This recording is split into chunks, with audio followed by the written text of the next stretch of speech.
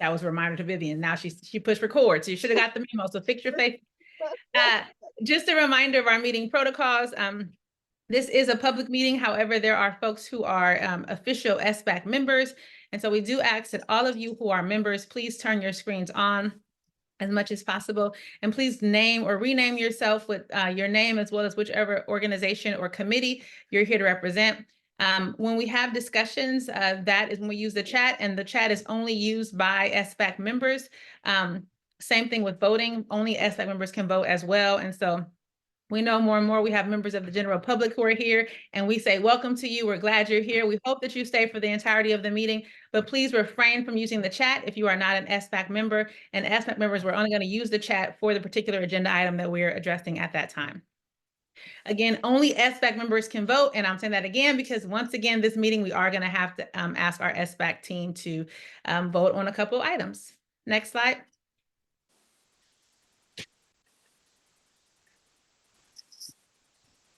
Just as a very quick review of the responsibilities and the purpose of the SBAC, with the primary purpose really to be thought partners and accountability partners to me as a superintendent, as I make recommendations to the board around our district budget. And so you have been and you will continue to review our budget, as well as take a deeper dive to study any items on our budget, with the ultimate goal of making recommendations to me as we work to create a budget for the 24-25 school year that will then be used for action by our Board of Education. Next slide.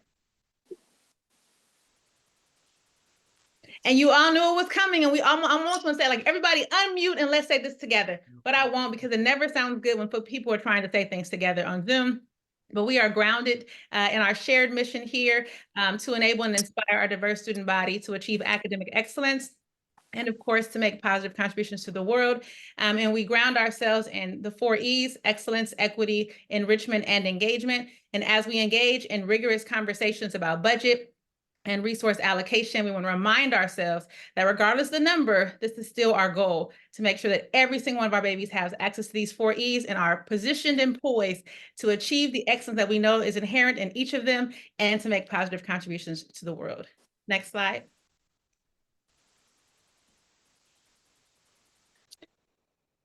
We have 2 hours together. And this is what the 2 hours are going to look like. We're going to start again by allowing Ms. Vivian to confirm member roll call. We're going to take public comments, and then we're going to do a quick reminder, really quick reminder of what our budget target is. And then we're going to look at some budget reduction strategies. At our previous meeting, we were able to engage you with budget reduction strategies phase 2, and you asked questions, made comments, and voted on those particular proposals. So we're going to review the outcomes of that voting. We're then going to share some, we're going to have a discussion around programs. You had some homework. I'm not going to put anybody on blast. I want to say by a show of hands who did their homework, but that is not good teacher etiquette these days. But I'm sure if I asked, everyone's hands would go up. If you were an SBAC member, you had access to the slides, and your homework was to review the program overview templates that we provided you all at the last meeting, with the hopes of us being able to answer any questions and engage you in discussions around those programs during this meeting. And then finally, we are going to ask our SBAC members to look at the proposals from phase 1 and phase 2 and vote on which ones you think we are ready to ask our board to take action on. And I'll give you more information about that as we get closer to that agenda items. Then we'll look at some next steps and do some closing moves. But before doing any of that, I'm going to pause. I'm going to let Ms. Vivian welcome you all, do a confirmation of roll call, and then we'll take public comments.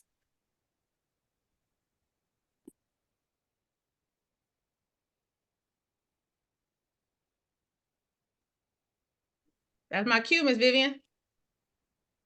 We practiced this, I promise. Ms. Vivian, she's going to unmute, and then she's going to confirm roll call, and then we're going to listen to public comment. There you are. Apologies, people. No worries. So PTA, I know there was a substitute today. Yeah, that's me, Diana Soy. Carrie Pastica. Sarah Parker. Vicki Davis. Yes. Nicole Chabot. Here. Lindsay Nofeld. Here. Kathleen Marta. Who's from DLAC? Is there anyone from DLAC? Yes, I'm from Dilek. Sorry, I have a problem in my camera. Özge Acı Fazlıoğlu. I'm No representing Dilek. problem. No worries. Thank you. Dan Lindheim, Here. Jenny Morgan, Here. Emily Nathan, Natasha Berry, Beatrice Levy Cutler, Jocelyn Foreman, Mildred Shear, Here. Yazid, Frank Hernandez, Here. Shauna, Matt Meyer. Here, Oh, I thought you weren't gonna be here, Matt. that's true, but I rearranged things. Oh, Thanks. thank you. Regina Shigolia, Yeah, Chagoya, here. Shigolia, sorry. Lisa Billings, So I'm Sarah Carver, and I think you called me first. I'm here for Lisa Billings tonight.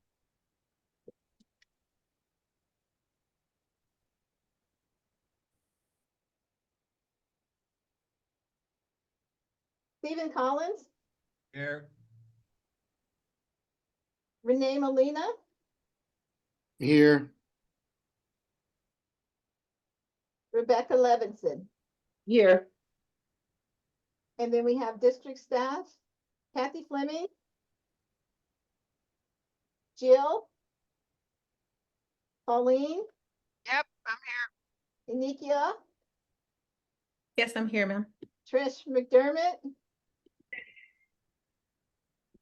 Lisa, Samantha, Here. Debbie Dean, Emily. Okay, Miss Vivian, I'm sorry, real quick, Shauna just texted me that she'll be in shortly. who? Shauna Rabinowitz. Okay. Thank you. That concludes roll call. Thank you, Ms. Vivian. Now we're going to transition to public comments. Ms. Vivian did confirm who was here for public comments at the very start of our meeting. But if you have joined us recently and would like to make public comments, you can go ahead and put your hand up. I do want to remind the members of the public that, again, we are so excited for you to be here. We do hope that you'll stay the duration of the meeting. But as typical, we do not respond to public comments during these meetings, but please know that we are listening, it's being recorded, and we're also taking notes as well. So with that, Ms. Vivian, you want to go ahead and get ready for public comments? Yes, ma'am. The first person for public comment is Debbie Taylor. How is it 1 or 2 minutes? How many people do we have? We have 15. So we do 1 minute again. Okay, so 1 minute, Miss Taylor. You may begin. Okay, hi, my name is Debbie Taylor. I have written things up here in hopes that you can read while I chat. I'm a parent of 3 Berkeley High students and former co-chair of the Berkeley High SGC. I have 3 specific recommendations or thoughts for you as you consider budget cuts, and 1 general thought, and they're all related to excellence, equity, engagement, and enrichment. So at the Berkeley High School, there are a large number of vice principals and a large number of classified office staff. They all do important things, but it may behoove those of you who have to make cuts, which are always unfortunate, to take a look at the number of positions there and see if there's a way to consolidate things, and also to take a look at some historic positions that have been created that may be duplicative of others. A second area you could examine is to look at how technology could really improve everyone's lives and reduce costs. Berkeley High has some of the best systems of the 1980s in That's place. the end of your minute, Miss Taylor. I'm done. Yes, if you'd like to Bye-bye. email me your comments, I'll post them with the rest of the minutes, okay? Did you hear that, Ms. Debbie? You can send an email. Thank you very much. So the next person is Eileen Lee. Can you hear me? Yes. Great. Hi, I'm Dr. Eileen Lee. My PhD is in education and family studies. My grandchildren are students at Emerson. I worry that their joy in coming to school every day is at risk if the Liberated Studies contract is renewed. I've carefully reviewed their materials, and their anti-Israel bias is shocking. They are fueling the horrifying rise in anti-Semitism here at BUSD. The hostile environment in this district faced by many Jewish students is amplified by Liberated Studies' biased and factually inaccurate input. Hostility impedes learning for all students. I support teaching ethnic studies, but please do not renew this contract. Demonizing Jews to uplift other minorities is a disservice to everyone and an abuse of this district's precious resources. Thank you. you. The next person is Daniel F. Yeah, hi, can you hear me? Yes, sir. Yeah, hi, I'm Daniel. I have two students at in BUSD. Ethnic studies is an important component of education, and the ability for children to learn about diversity without judgment and through various perspectives is meaningful investment in their education. Indeed, there are numerous studies about the benefits of ethnic studies and the value it has across varying diversities. However, all of these studies are for ethnic studies, not for liberated ethnic studies curricula. Recognizing the importance of ethnic studies, California passed a law requiring ethnic studies classes. This law has clear guardrails laid out that were even reiterated by the state's DA, stating all materials must not reflect or promote directly or indirectly any bias, bigotry, or discrimination against any person or group of persons. There are many alternatives to teaching ethnic studies that do not sow the divisiveness and the hatred that liberated ethnic studies spews. I ask this council to please not renew the Liberated Ethnic Studies contract. Thank Thank you, sir. The next person is Katia. Hi, I'm Katya Gerwine and I live in Berkeley. And I've had two children go through BUSD who completed ethnic studies. And I really think it's a vital part of the curriculum. And I also was at Berkeley High and did ethnic studies. Well, social living really, but we covered some similar things. But I'm really proud that our schools are teaching anti-racism, and I hope that BUSD will use the California state approved curriculum and not LES. I don't think it's a good use of money. I think also that LES increases polarization and decreases empathy and equity, which is not the goal of ethnic studies. So I would like BUSD to fund ethnic studies and do the California curriculum and not the liberated studies. Thank you. Janine Cohen.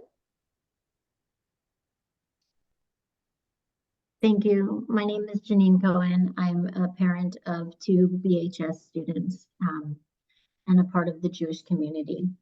I say that because liberated ethnic studies is the study of how race is one important part of our intersectional identities, and it centers the people most impacted by racism and settler colonialism.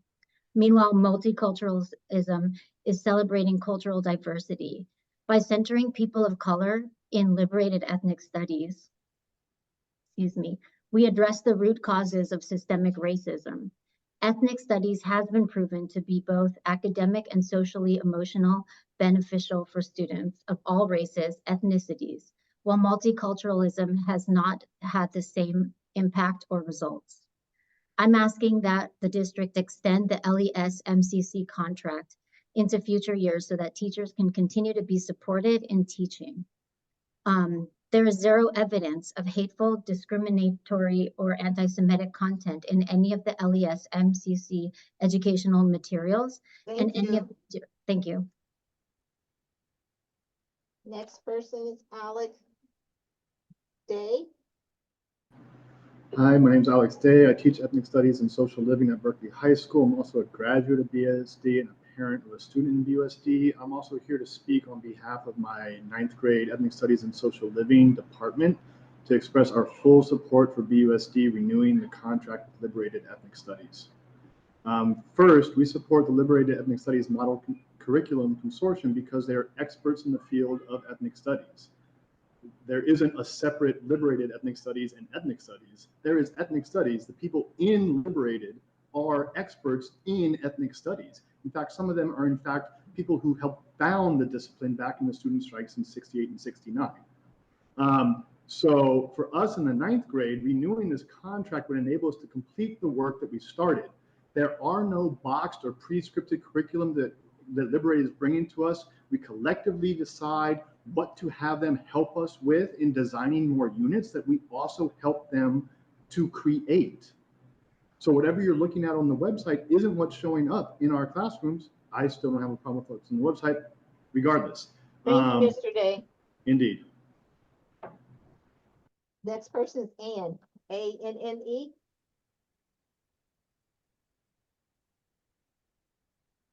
I am here as an educator and BUSD Jewish parent to urge the district to renew the contract with the Liberated Ethnic Studies Model Curriculum Consortium. LES-MCC is a leader in the field of ethnic studies. It was thoroughly vetted and selected by the Ethnic Studies Advisory Committee through a transparent and open process. Educators build and implement curriculum and should be free of parent interference in the process. Liberated Ethnic Studies supports students in learning about systems of power, privilege, and oppression, and how these systems have impacted historically marginalized groups. Studying the world through the eyes of all of its citizens, hearing voices that have been silenced or ignored, and confronting difficult histories is the foundation for futuring a better world. Either we encourage our children to study systemic racism and oppression in order to work for justice and liberation for all, or censor this pedagogical approach, and by doing so, reinforce those very systems that so desperately need to change. Thank you. Mike. All right, so I'm a Berkeley father of 3, and I'm here to try and make the case that we should not renew the contract with Liberated Ethnic Studies. I think it's pretty clear from the comments so far here that that there is a big distinction to make between. I don't think anyone is arguing that we should not teach ethnic studies. It's incredibly important, and so we should do that. But the way that Liberated Ethnic Studies is attempting to fulfill that goal is twisted, and that's why people from a minority group are speaking up about it and having this objection. So I think we just need to find a way to achieve that common goal that I think we would all agree to, that doesn't cause people from a minority group to feel this way. I think that is possible. And it should be the pursuit of this group. Thank you, sir. So I have Janine. Is there another Janine, or did I write Janine colon twice? A duplicate? Okay, the next. You wrote it twice. Okay, thank you. Katie Curtis. Hi, sorry, hold on my video. Okay.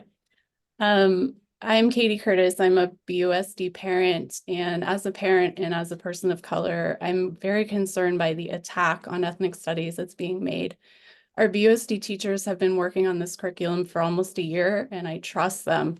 I stand against the censorship of Arab American voices and stories, including Palestinians, and I trust our teachers to teach difficult topics. It would mean a deep loss to our students to cave to baseless accusations against our teachers.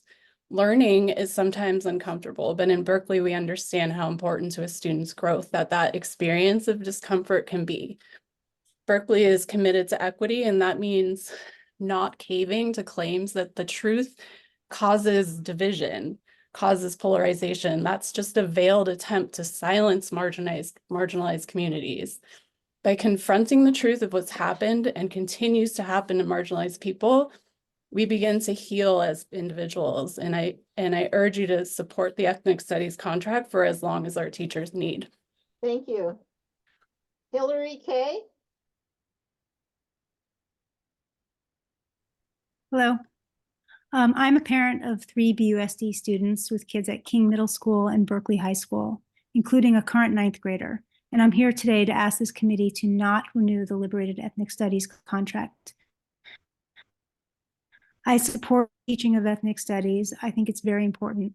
The issue specifically with liberated ethnic studies, which sows division by dividing students into victims and oppressors, pitting them against each other. LES glorifies violent movements and erroneously equates capitalism with racism.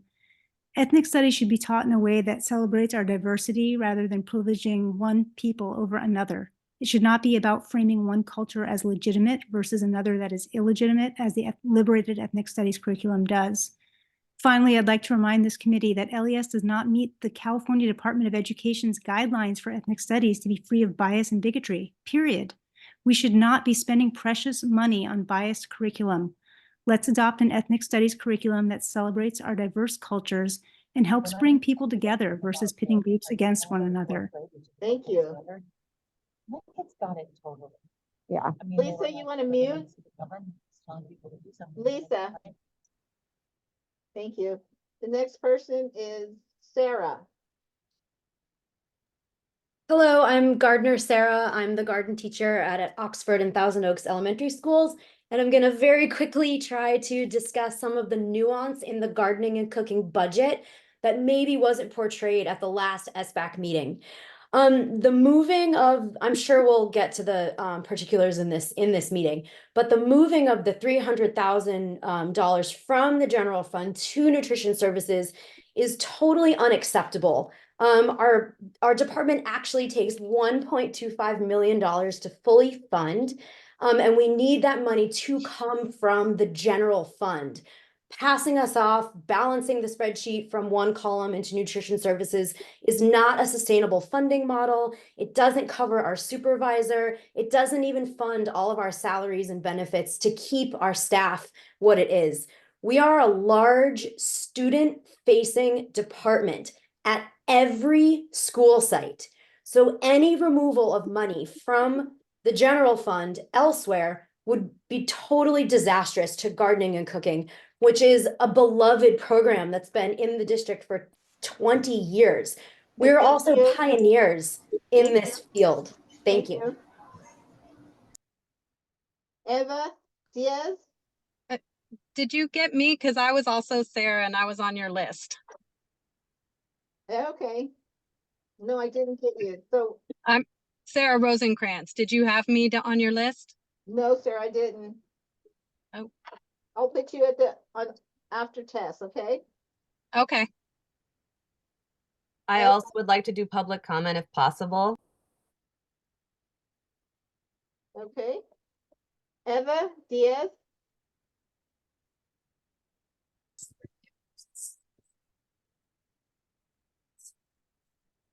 Eva Diaz? Stevie Schwartz?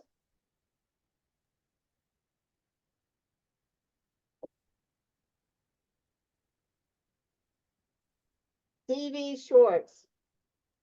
Ava Diaz is here. Oh.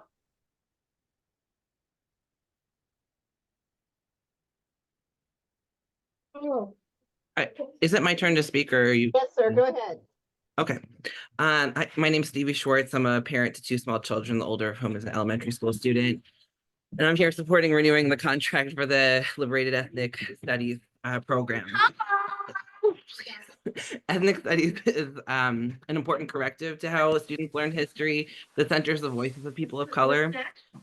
Learning lessons about racism experienced by people of color can be deeply uncomfortable, but the discomfort that white children experience learning about the racism pales in comparison to the racism experienced by people of color, including children of color. To me, it's valuable for my white privileged Jewish children to experience the discomfort of learning about racism from the perspective of people of color, including Arab Americans and Palestinian Americans, so they can better understand the world around them. As a former BUSD teacher, I have confidence in our educators to take care of our children, including Jewish children, through this learning process. Thank you.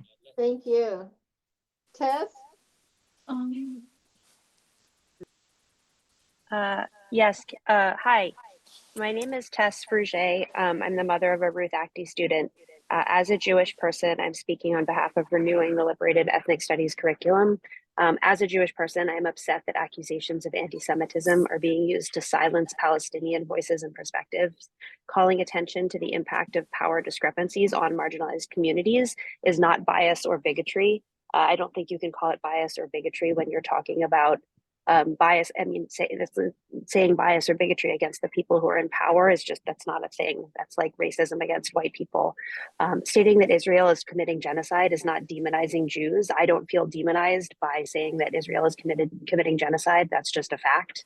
Some of the commenters today seem to want to teach a watered down version of ethnic studies that's more like multiculturalism that makes everybody happy. That's just not going to happen. There are hard truths to be told. And I trust our students to learn and handle these topics maturely. And more so, I trust our educators and administrators to develop curriculums that teach the truth at an age appropriate level. My daughter's been in. Sarah R. Hi, I'm Sarah Rosenkrantz. I'm a BUSD parent, a former BUSD educator for 8 years, and a BUSD alum. I'm also a member of the Berkeley Jewish community, and I'm here to support the ongoing adoption of the Liberated Ethnic Studies curriculum. The centering of BIPOC history, including the peoples of Palestine, deserves a place in our schools. The content of the curriculum is not been shown to be hateful or discriminatory. It is shown to be culturally responsive and collaborative. Ethnic studies comes from the Third World Liberation Front's fight to bring us emancipatory pedagogy, and our students deserve an opportunity to explore the history and present of the Middle East in all of its complexity with the guidance of their teachers using a liberatory framework and including the voices and perspectives of the Palestinian people. We also love the garden. Thank you. Thank you. Erin Farr? Hi. At the last SBAC meeting, we received a proposal that the district suggested that we remove $300,000 from the general fund to support the garden and cooking program and end that funding, and with the assumption that $300K could be replaced by a nutrition services grant from the USDA. We are a program that serves 5,800 students from preschool to high school. We have a presence at virtually every single site, but our budget is $1.25 million per year to function. And so given that the stated goal of the SBAC was to use consolidation and reduction of staff as a last resort, we were shocked by that proposal because it now means that BUSD would be funding 0% of our program from the general fund. Keep in mind that the salary for our administrator is not something that we can source from grants.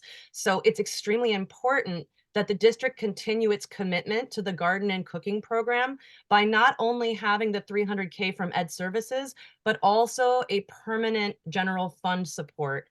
This would allow us to continue the fabulous integration of math, applied science, language arts, social emotional, career and college readiness, not to mention the continuing use of millions of dollars of infrastructure that the district has already built to support its middle school cooking program. Thank you. Okay, that concludes public comment unless I missed someone. Yes, could I have my comment, please? Okay, Eva. Yes, Yes. go ahead. I am a parent of two Berkeley Unified School District students, and I would like to ask you to renew the contract for Liberated Ethnic Studies for the 2024 and 2025 school year. This curriculum is tailor-made for our community, answering to the real needs of our students by the collaboration of experts and the teachers in our district. Ethnic studies focuses on the teaching of different races and their identities from their perspectives, acknowledging the impact of colonialism and its effects on today's reality. It is a leader program in ethnic studies and reflects the culture of this city, which has a tradition of leading the country in social justice work. Thank you very much. Thank you. Thank you, Ms. Vivian, and thank you to all of our public commenters. I think that's that's not it yet. I had my hand up for the last 10 minutes. Is it okay if I say a few words? So let me finish speaking first, and then I'll ask Ms. Vivian. So Ms. Vivian, it looks like Michael S. Says that they had their hands up. Is that accurate? Did you account for them? Yeah, I didn't see that. He probably logged on after we started. Sorry, can I ask everyone to please mute their mute the mics? Thank you. Sorry, Ms. Vivian. Say that again.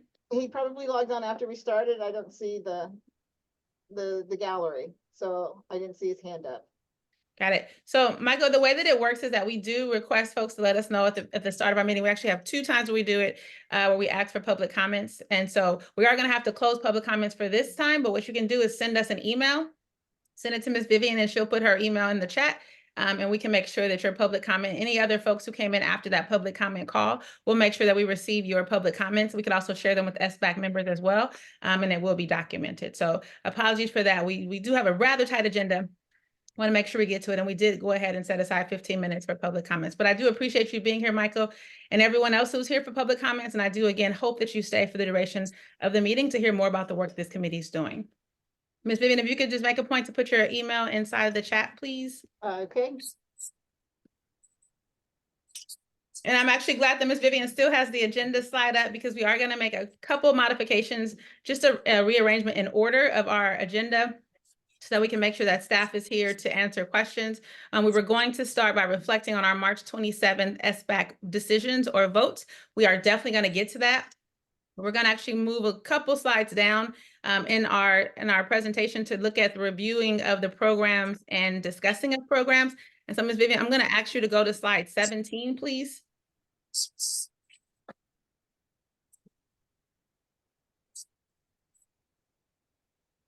Thank you. So as you all recall, we are moving towards a pretty significant budget reduction here in Berkeley Unified, specifically for the 24-25 school year, with a $7.1 million target for 24-25 ongoing, and a total reduction target of $9.7 million for the 25-26 school year. And that is a lot of the work that we've been doing over the past several SBAC sessions. Again, I'm going to ask folks to please mute your Zoom if you haven't already. And what we said, and what we've said over and over, and you all have been able to engage with us in these various strategies, is that we take this very seriously, that it is our goal and our responsibility that regardless of what our resources look like, to always challenge ourselves to figure out how we're going to achieve that mission statement and promise the 4 E's to all of our students every day. And so how we move towards those pretty big reduction targets is by engaging in a number of reduction strategies. And so I wanted to remind you all of what those strategies are here, and give you a chance to look over them for folks for whom it is new. We always start with evaluating and removing vacant positions. And we've said the rest of them are not in any specific order, though they're kind of in phases, if you will. And that the very last thing we want to do, and I appreciate the public commenter who reiterated that, is to consolidate and reduce positions and or programs. I want to make it clear that the SBAC really kind of gives recommendations, gives recommendations regarding the general funds. And so you might hear other programs or services that are perhaps linked to other funding sources, and that's important for SBAC to know. But SBAC's purview is the general funds, and that $7.1 million cut has to come from general funds. One of the strategies to do that is to think about what other funding sources the districts has that might allow us to continue programs or services, but just not take it out of general funds. And so that is the one around truing up costs. That's also the one where we look at how we can transfer expenses to other funding sources. So I want to be clear that the district, any district, particularly a district of our size, has a number of different sources for funds. We have our general funds, unrestricted dollars. We also have categorical or restricted dollars in the form of grants or one-time allocations. And so the general fund is a significant portion of our entire district budget, but it is not all of our revenue. And so that's important for you all to know and hold as we engage in these conversations. This is a big chunk, but it is just a piece of the district's budget pie. What we're going to do for the next couple minutes is to really focus on these two strategies that have the arrow next to it, which is really around looking for inefficiencies, specifically identifying programs and positions. Tonight, we're going to really just focus on programs. We might be duplicating efforts. This is not only a strategy, but this is an area of interest for SBAC. In that you all asked us to come back and really focus on those programs that are getting our students ready for college. When we look at our mission statement, we know that we're all getting our students ready for college and career and just life beyond BUSD. But you specifically asked us to focus in on the programs that in their goals or in their tagline, if you will, their whole mission is about getting students ready for college and oftentimes serve those students who are in the secondary level of our of their educational career. So that's what we're going to do today. You also are going to see that arrow next to consolidate and reduce positions in programming, not because we're there yet, but if we get there, when we get there, this conversation around programs, who they serve, what they do, what's their data, is likely going to be a conversation that you want to consider and think about. And so those two strategies are flagged today because both of those will be addressed as a part of engaging in these conversations. But I want to stress again that we are still not yet at the budget reduction strategy where we are consolidating and reducing positions and programming.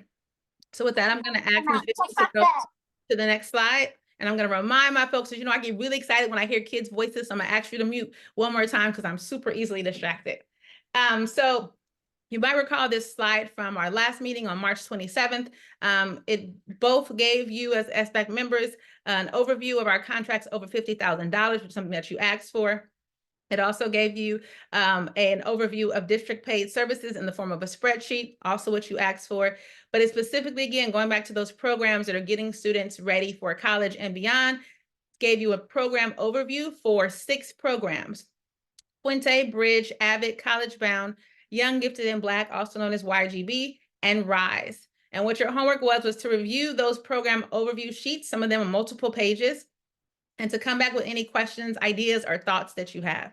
Not towards the end of making a decision today, but towards the end of us being able to hear and respond to the questions as appropriate and as available, but also for us to know what other questions you might have to go back and get those answers and bring it back to you, so that when we get to the point of having conversations about possibly reducing or changing programs or about moving to other funding streams, you would actually be informed to be able to make a recommendation that you would be pretty confident in.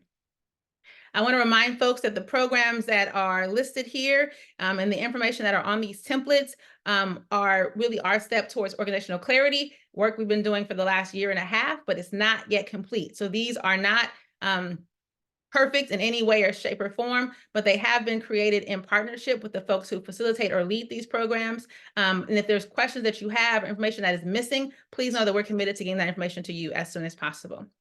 So with that, what we thought we would do, can you go to the next slide, please, Ms. Vivian, is to engage you just in a conversation. So this is now where we begin to be a little bit exclusive and ask that only members of the SBAC chime in into this discussion and only members of the SBAC use the chat.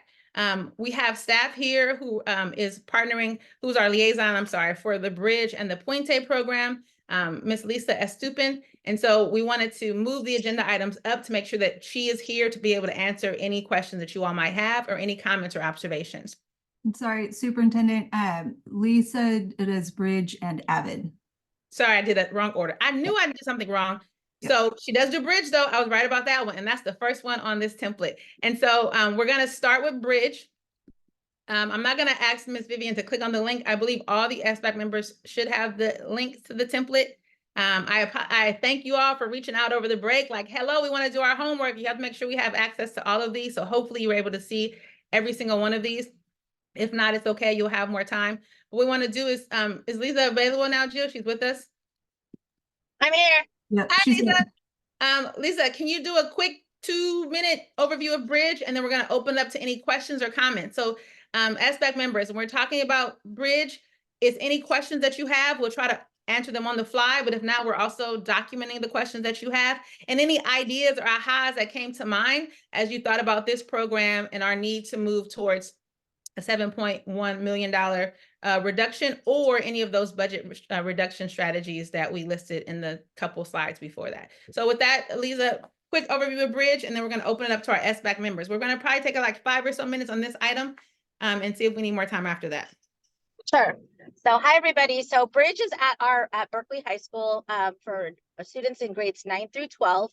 There's a cohort at every grade level, with the exception that was something that was approved by the board prior to my arrival here, that the 11th grade has 2 cohorts. So all in all, the Bridge program services about 147 students, and it supports them academically, with applying for college, with their financial aid, all of those things. There's also support, like if a child is like not attending class regularly, there's outreach that happens from staff at Berkeley High that are in the Bridge program to, ask the families what's going on, what can we do to help. And so students, I've seen it myself, they come in at lunch, just as a safe place, asking for support, homework help, everything that they need. So it is an added elective area, but yes, it is at Berkeley High and it's supporting 147 students currently.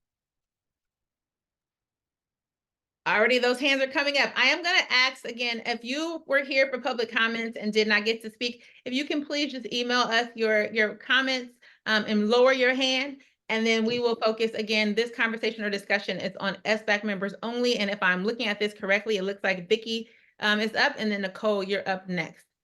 And then just so SBAC members know, we're going to record the notes and be able to share them back with you all after this meeting. This is not the final discussion, just the initial. With that, Vicky, go ahead. Yeah, I was wondering what the current wait list is for students who would like to access the Bridge program. And then something that you might not have the answer to, but more information we'd like to see is what would the increased cost be if we wanted to serve all of the students on the wait list? Sure.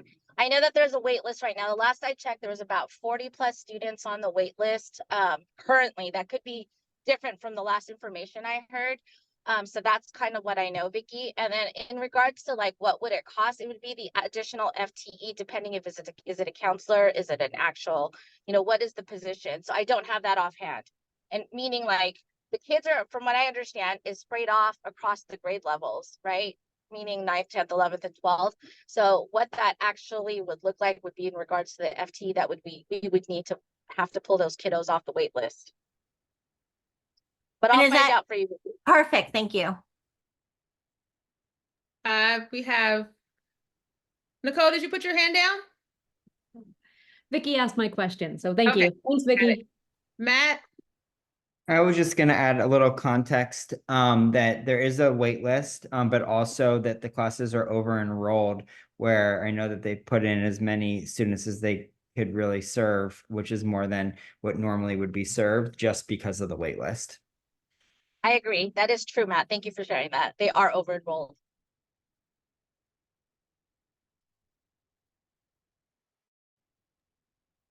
Any other questions about Bridge? So I appreciate that folks are thinking about, I got you, Nicole, thinking about wait lists and how much will it cost. I think one of the things I'm going to ask you to do, even after this meeting, is to look not just at the overview of the program or how many students they serve, but to also look at the staffing model, because that'll help us be able to answer the question that Vicky just asked, like, well, how much more would it? And you heard Nicole, you heard Lisa say that, oh, it depends on if it's a counselor, if it's a this, right? And so us looking at, and you all looking at how the program is kind of put together in terms of people resources, in terms of fiscal resources, is going to be important because this is an example of a program that actually has multiple positions that come with the program. I don't want to speak over Jill or Lisa, so please jump in if either of you would like to. But if you look at the Bridge template and you go down to, page 15. You'll see that breakdown that I'm talking about. And so what you'll see is the total budget for Bridge. You'll see the funding sources from Bridge, and then you will see that the affiliated staffing includes a 0.8 coordinator and then 5.4 FTE teachers. So I just wanted to use Bridge as an example to draw your attention to that as well, because that might also be a place where you might have questions. So Nicole? Interesting. Thanks for pointing that out. My question is, outside of the existing wait list, would there be any other barrier or reason you wouldn't be able to expand this program if there were kids in other programs that wanted to shift into this one? I will say one of the issues too is that there are, a couple competing areas, but I think that it would just be staffing, because we would have to have the coverage for however many students that we would want to provide services to, based on the model that Bridge has. Does that make sense, Nicole? I think so. In line with the superintendent's comment. Yes, absolutely. Okay. Thank you. Mildred. Thank you. Is there somewhere where we can find how many, what's the number of staffing for this program? I don't see it. So on slide 15, well, yes, so that on page 15 of the Bridge link is where you'll see that there's a 0.8 coordinator. I didn't receive the link. I'm sorry. Oh, sorry. Yes. I never received the link, and then I know there was something I had access for, but I still wasn't able to get access. Copy that. Okay, well, we're gonna get that for you in just a minute. I'm gonna go to another question. Thank you, I appreciate it. You said, sorry about that. Beatriz, hello, Beatriz. Hello, can you hear me? We can hear you. Okay, so my question is for all the programs and for our schools. If we were to cross-reference the students enrolled in these programs with the students who get D's and F's, attendance, truancy, homelessness, would these students be in these programs?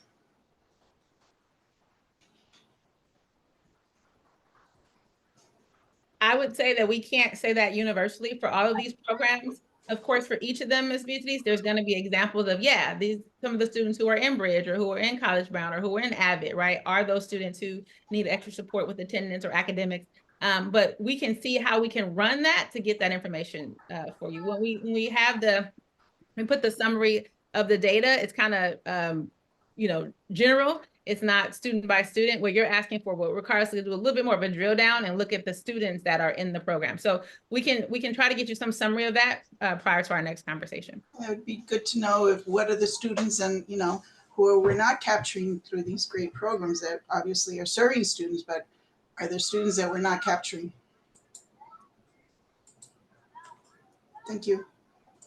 I think that what you just asked, Ms. Beatrice, is twofold. Like it's nice to know who we're not serving, but it also really forces us to think about those core values of resource allocation and think about how equity is our first one. And so if we're just looking at numbers of students, right, that tells you one story. But if we're asking ourselves those questions of, are these programs serving students that otherwise might not have had the same amount of support in our other programs or other classes, I think that's something for us to hold as we hold that equity resource allocation value. So just wanted to, I'm a teacher, I'm going to make those connections. So that is an example of an equity question that we might have to ask ourselves, but not just these programs, but all of our programs. Not just the numbers themselves or the cost of it itself. I think I saw, was that me? Sorry. Okay, Matt, you're up again. Is your hand up again? Yep, Okay. great. Sorry, I just can share a lot of information about many of these. So just so everyone's clear, if you look at the document, Bridge has all that FTE associated with it, but only $100,000 is from the general fund, right? Because it's funded from other sources. So I think it's important in the conversation to go to that page to see the multi-funded aspect of many of these programs, because what we're talking about in this conversation is the general fund's contribution to some programs that may be multi-funded. Avid is another one, I believe, that is multi-funded. But for Bridge, it's $100,000 of the total cost is the general fund. The rest comes from other sources. So I just wanted to add that. Thanks. Definitely an important addition as, again, we look at those reduction strategies, because sometimes it's like, oh, we can move this somewhere else. Or sometimes we're having a long conversation and it will only save like 20 grand to the general fund, but you only, so that total that said 250 grand. So really noticing where there are multiple funding sources is another important one. Thank you for that, Matt. Mildred, is your hand up again, or was that? Yes, ma'am. Yes, ma'am. Another question is, do we have any type of statistics for each one of these programs that kind of let us know what is the success rate for these programs? Jill, you wanna answer that one? Yeah, so I guess, Mildred, it depends on what it is that you're looking for. If you go to that, sorry, I lost the link. If you go to the Bridge example that we're looking at now, what we do have included there is some of the data relative to students who are participating in the Bridge program. So what's not there that I'm seeing is the baseline data. So these students, back to Miss Beatrice's question, did students have D's and F's before? The baseline data isn't there, but right now the first semester data is included. So you can see the D and F. There's student attendance data, there's academic progress data, and then they've included here for Bridge some other measures, family contact, and internship data, those types of things. I think I appreciate that, Ms. Hogan, I really do. I think what I'm asking more so is how effective, is there some type of data that allows us to know how effective each one of these programs are? Does that make sense? Can I jump in for just a quick second? Hi, Mildred. Hi. Hi, Lisa. How are you? I'm Okay. fine. Nice to see you. So just, I know that, like, for example, Rich had come to speak at one of my PAC meetings, and I'm just recalling this. I am driving, so I apologize. But I remember a data point that she said, and I don't know if this is what you're asking, like, so for example, I think it was last year's cohort with their applications into universities. I think all of them got into college except for one student, and there was an alternate factor that caused that child not to get into a college that they had applied to. But so I know that off the top of my head, I just recall That's exactly what all I'm the, asking for. yeah. Yes. So out of all of the kids from last year's cohort that graduated, only one student was not able to get accepted to a college. So that I know is a factual piece of data. I And Miss appreciate it. Mildred, Yes, ma'am. if you look at page 10 and 11, the very far right-hand column, there is that summary data. So there's the percentage of students who participated in Bridge accepted into a four-year college or university by graduating class. So you can see some of that data there. Thank you. I have to get that documentation. I'm still looking at the whole March 27th. That's what I have. Check your email, Ms. Mildred. Yes, ma'am. Thank you, guys. I appreciate it. So I'm looking for more hands on Bridge. I'm a teacher, so I knew everybody was going to do their homework over spring break. I'm going to go ahead and say that's all right because we're going to have another meeting. But I do want to make sure. I mean, these are pretty detailed overview sheets, and they have a lot of information. So I'm going to encourage folks. We're asking questions now, and we're responding as appropriate or possible. But you will have another opportunity to engage with these sheets, and so that our next meeting we could actually move towards a more robust conversation and possibly some recommendations or proposals. I also do want to name that this is one of our works towards more organizational clarity, and that there are definitely metrics and ways to measure success, if you will, for these programs. What our goal is over the next couple of years is to have more alignment and more consistent indicators of success so that all programs are defining success in a similar fashion and collecting similar data. So I say that to say that there are some programs who have a lot more data, if you will, Ms. Mildred, just speaking to your question, than some of the other programs. But one of our goals is to make this a routine where we know the measures, we know how how we identify success, and that we are kind of progress monitoring, if you will, along the way, which is again with our resource allocation value of excellence. Thank you very much. I see two more hands. Ms. Mildred, I see your face, but I'm thinking you're done with the hand. Matt just put his hand down. No, your hand's back up, Miss Mildred. Is it up? It's down. Okay. Rebecca, we're gonna spend a couple more minutes on Bridge, and we're gonna go to Abbott. Go ahead, Rebecca. It's a bigger question. So I realized that you mentioned, Matt, thank you for that, mentioned that some portion of things come from general fund and some portion comes from all sorts of other sources. And I guess one of the questions I have is, let's say we find that a program is far more effective than another. And we want to, and the funds, the bulk of their funds isn't coming out of the general fund. It's coming out of something else. I guess I'm wondering if part of the conversation is thinking about the program that is the most successful, reallocating funds from ones that are less successful into this, out of those other streams as part of the expansion or coverage of, services. If that, does that make sense? I thought I was with you, and then I wasn't sure. Okay, so let's say BSEP is covering X percentage of a program, right? And so the $100,000 that's being paid for out of the general fund for Bridge, let's say we want to expand Bridge, and we want to say, I'm wondering if the dollars that are being allocated, I'm just making these things up, for Avid are, something that we can shift over to the Bridge program out of that different pot of money that's not the general fund. Does that make sense? It does. And I'm not answering specific to BSEP, but yes, there can be a conversation where we are thinking about expanding a program and looking at other funding sources to contribute to that expansion. Great. That is a conversation that always happens. Being mindful that all revenue streams are not created equal, which means that sometimes, again, there's restrictions on how you can use it or who you can use it for, target population, et cetera. But in a very high level, yes, that is possible to say like, hey, we want more of this. We can't afford to take it out of general funds, but maybe we want to free up some dollars somewhere else. And conversely, if we're finding, you know, a few programs work really, really well for a diverse group of students, we might say we want to reduce or eliminate some of those programs that are not as successful and allocate more funds just by removing the, you know, that additional expense. So yes, that's definitely possible. So folks have more homework to do. Go back and dig into, like, those templates were pretty detailed, like I said. So go back and think about bridge and ask those questions, and think about, as you know, we have to cut 7.1. Might not touch bridge at all. Might not, I don't know. But I'm saying a part of your work and a part of our conversation gonna be thinking about proposals with regard to program as we move towards a $7 million reduction. And so you might see something, a promising proposal that you want to recommend to the committee after you spend more time to dig into it.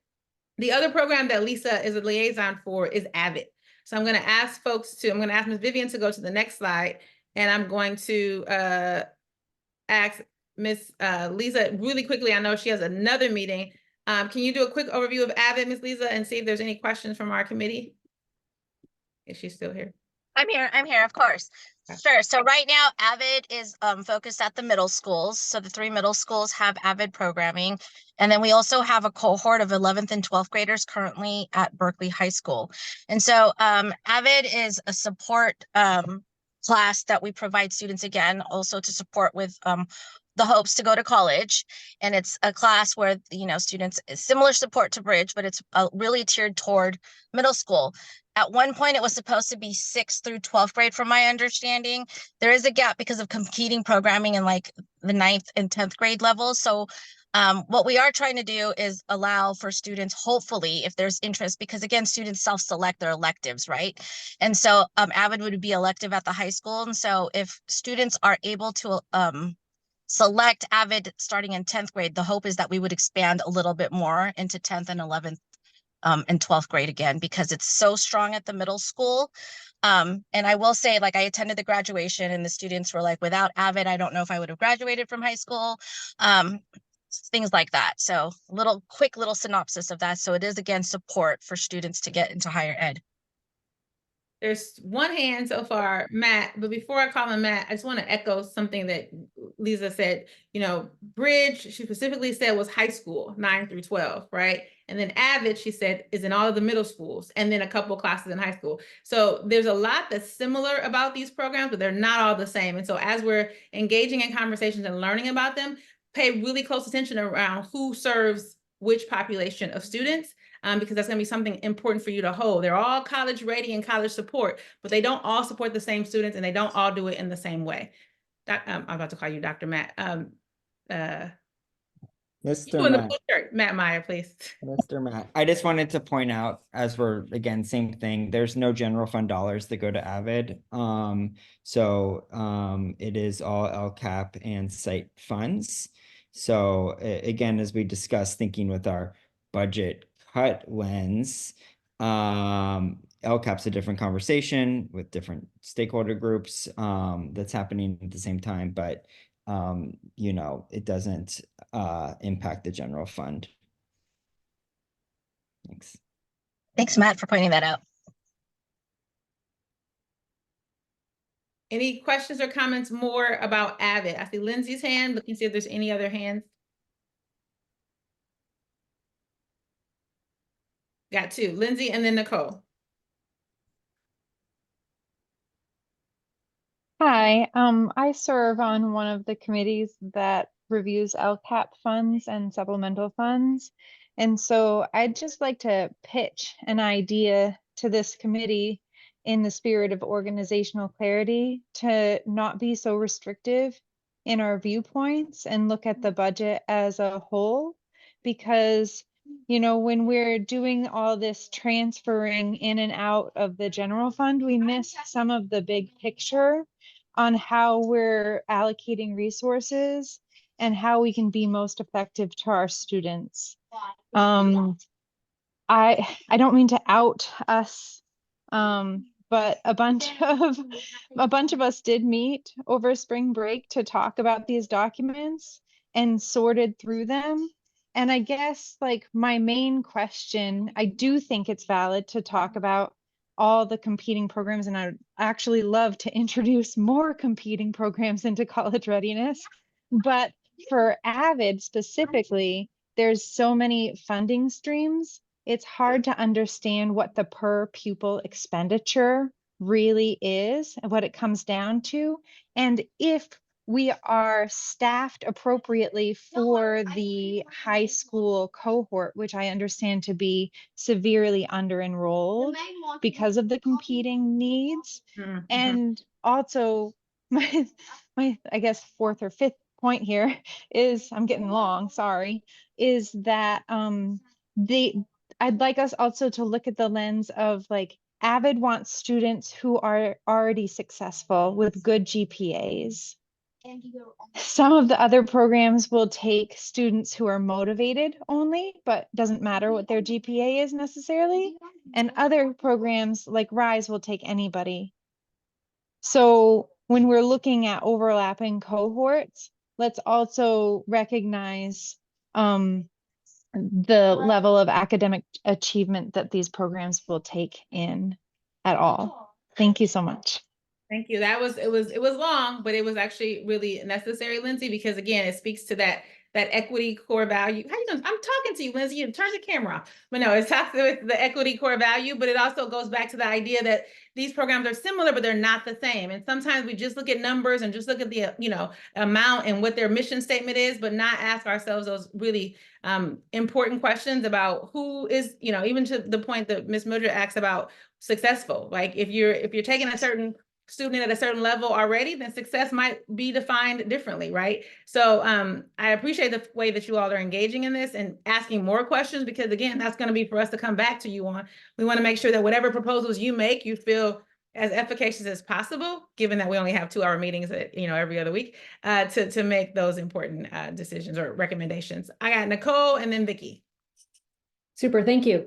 Yeah, my question was part there that Lindsay asked, which was, I'd be very curious to understand the enrollment in the various classes of AVID at each grade level, to understand the usage of the program.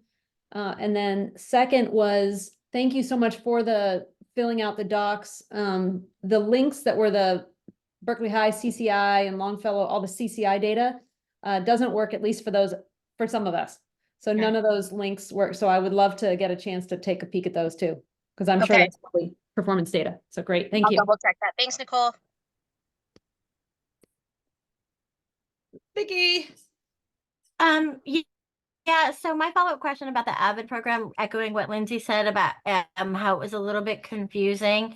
We're showing 444,000, and again, it is coming from supplemental funds. But the thought is that potentially, if we didn't want to continue with that program, those funds could help fund something else that is being funded by the general fund. It was unclear whether or not that money on the report covered the actual teachers, like from the teacher template for students that are taking the class during the daytime, and then if those classes are under enrolled or not. So for example, if it's funding a teacher to do a 5th period class, that's an AVID class that could take 25 students, but there's 10 students in there, like that information would be important to know. And then if that amount that we're paying that teacher is not part of that 444, but coming from the teacher template, what is that additional amount of money then? Sure. So some of the costs for AVID are things like tutors, because the students get tutoring. So we pay tutors. That's an hourly rate, I believe it is. And they also take field trips. So the funding for all that is encapsulated into that funding source. I got your question on it. Okay, but the cost for the class that they take during the daytime is not included in the funding Just a source? small copy. Block copy. Can you, someone mute? Also, the host can mute everybody, by the way. We're gonna ask everyone to mute, because now there's no kids, but now I'm thirsty. So unless you're ordering coffee for everybody and having it delivered to our residences and our Thank you. Please mute your phone. Sorry about that, Vicky. Go ahead. No problem. So then does that mean that the cost for like the teachers who are teaching an Avid class, that's in addition to the 444 Yeah, that that's fine. we saw? Can I I'm have not some going to speak sugar on with that it? 100% Like brown because I sugar, think I please? know. I'm so sorry. Two. The host can mute everybody. No, on the side, please. Yazid, you gotta mute. you gotta mute. Done. Go ahead, Lisa. No, sorry, Vicky. So, Vicky, I believe I know, but I don't want to give you the wrong answer. So I'm going to go back and double Okay. check. But, Okay, but and yeah, go- I know for a fact that the coordinator, like we you have so a staff much. member at one of the middle schools that's actually too, the take care. coordinator. So I know part of that extra payment is there, but I'll break it down to make sure that you guys all have that specific information, and I'll work on that like as soon as tomorrow. no problem. And then the additional question was, is of the teachers who are doing daytime classes, whether or not those classes are fully enrolled or not. Okay, we'll do. Thank So you. Thank you. Yes, got it.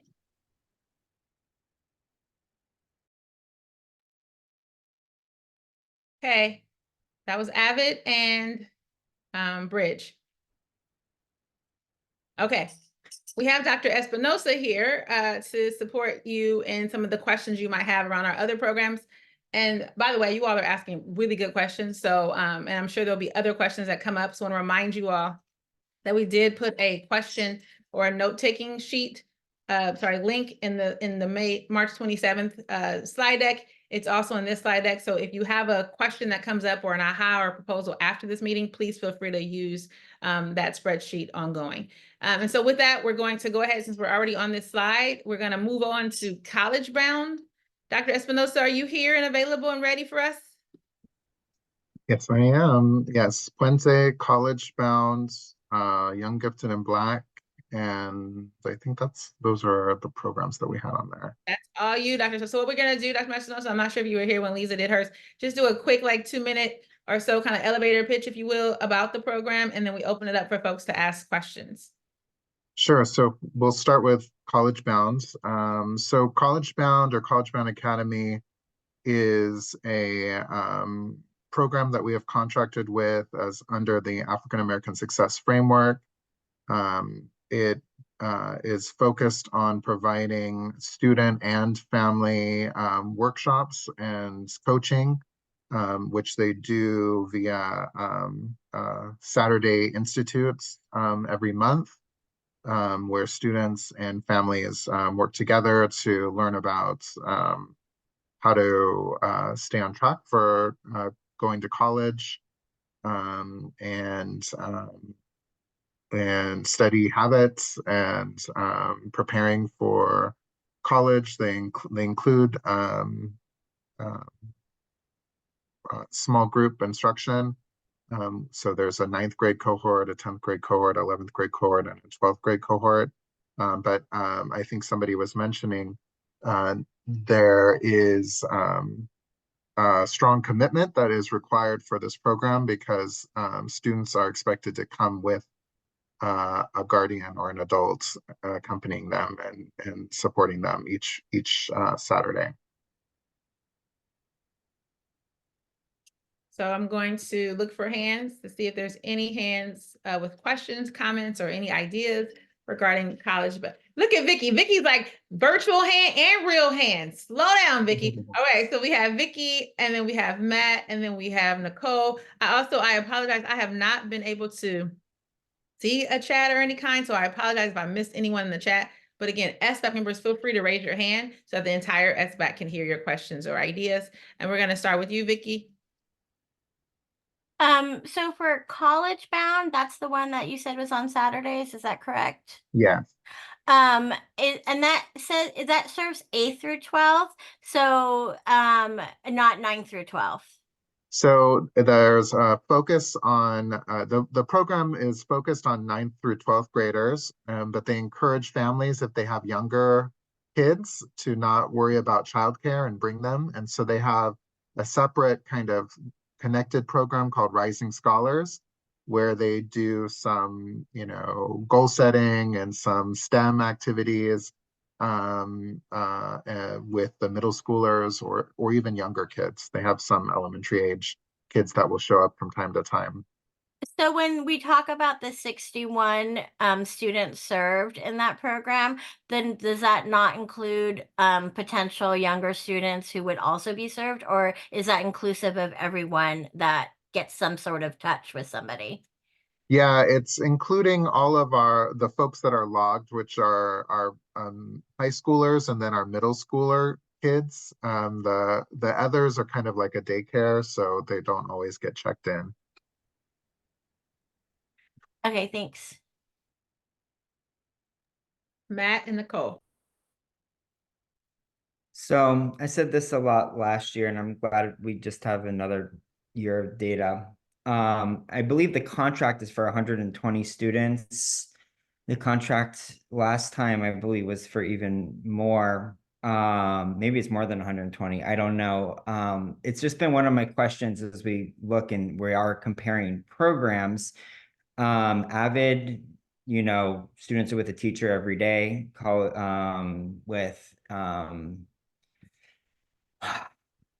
sorry, getting confused between everything. Bridge, kids are with teacher every single day. With the other one we spent money on last year, Rise every single day. And in this one, we have 60 students where this group is getting paid, their contractors, not our educators, for 120 students, serving 60 for what seems like, and I could be wrong, once a month sessions for 3 hours or something, and then maybe some support along the way. And then I do believe that some of those students are also in Rise and Bridge as well, being served, because you could do that because those are after school programs. So I'd be interested in see the crossover, as someone else asked for that earlier, between the programs. But I also just, I said this last year, for the same amount of money, you could hire a college counselor that could serve a cohort and see students every single day for the whole year. And that's even like the same number of students. Right now, our college counselors serve 800 students each. Right. So it's just a point that I just want to make around I'm not saying that it's not a successful program. I'm just looking at, for the students that it serves. I'm sure it is. It's just about, for the same amount of money, what do you get? How many students do you serve?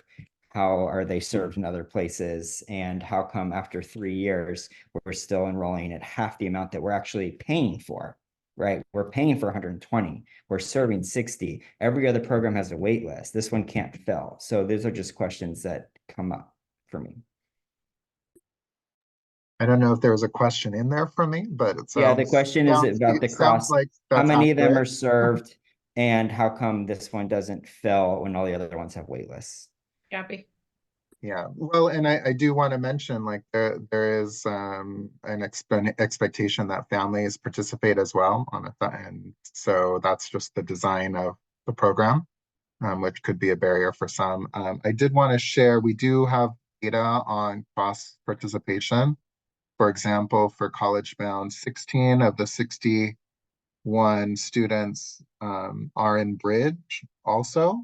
3 of the 61 College Bound students are in Rise.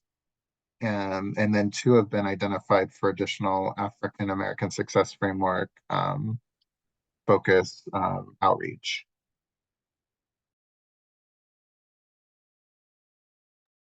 Thank you. Nicole?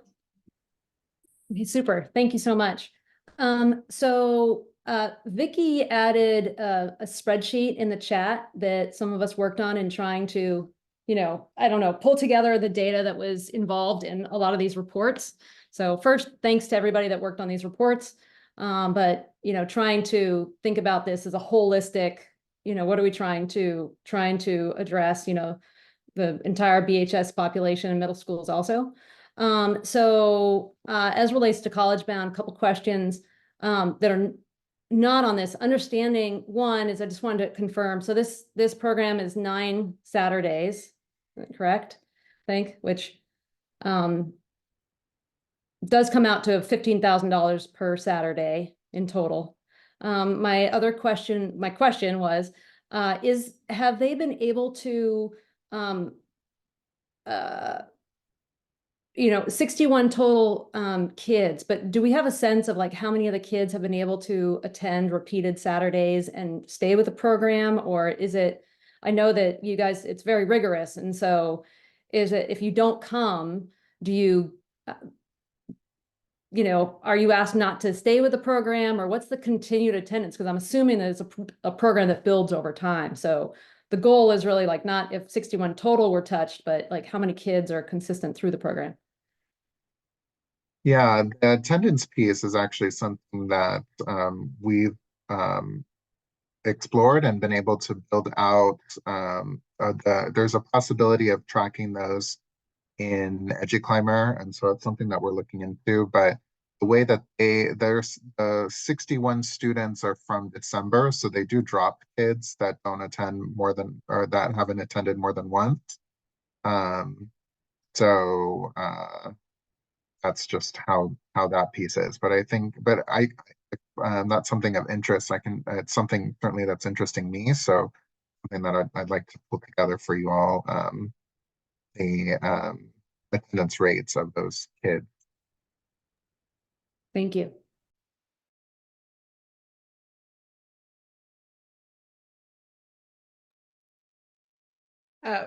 Vicky, and then we're gonna close College Bound and go to the next item. Go ahead, Vicky. Yeah, you had mentioned there's a number of students that are in both College Bound and Bridge. Can you just briefly talk about what's happening in College Bound different from Bridge, that it's important for them to have this program? Yeah, I mean, for some folks, they find a strong affinity space for Black students in particular, since that's a focal point of the College Bound program, but mostly it's an additional support extracurricular after school. So we do have students that bank, during school things, right after school, on the weekend things, families start putting all those together. And the biggest difference is just the kind of robust service for the families. They get those workshops every Saturday, and then get family coaching. So I think that some families see it as a complementary program.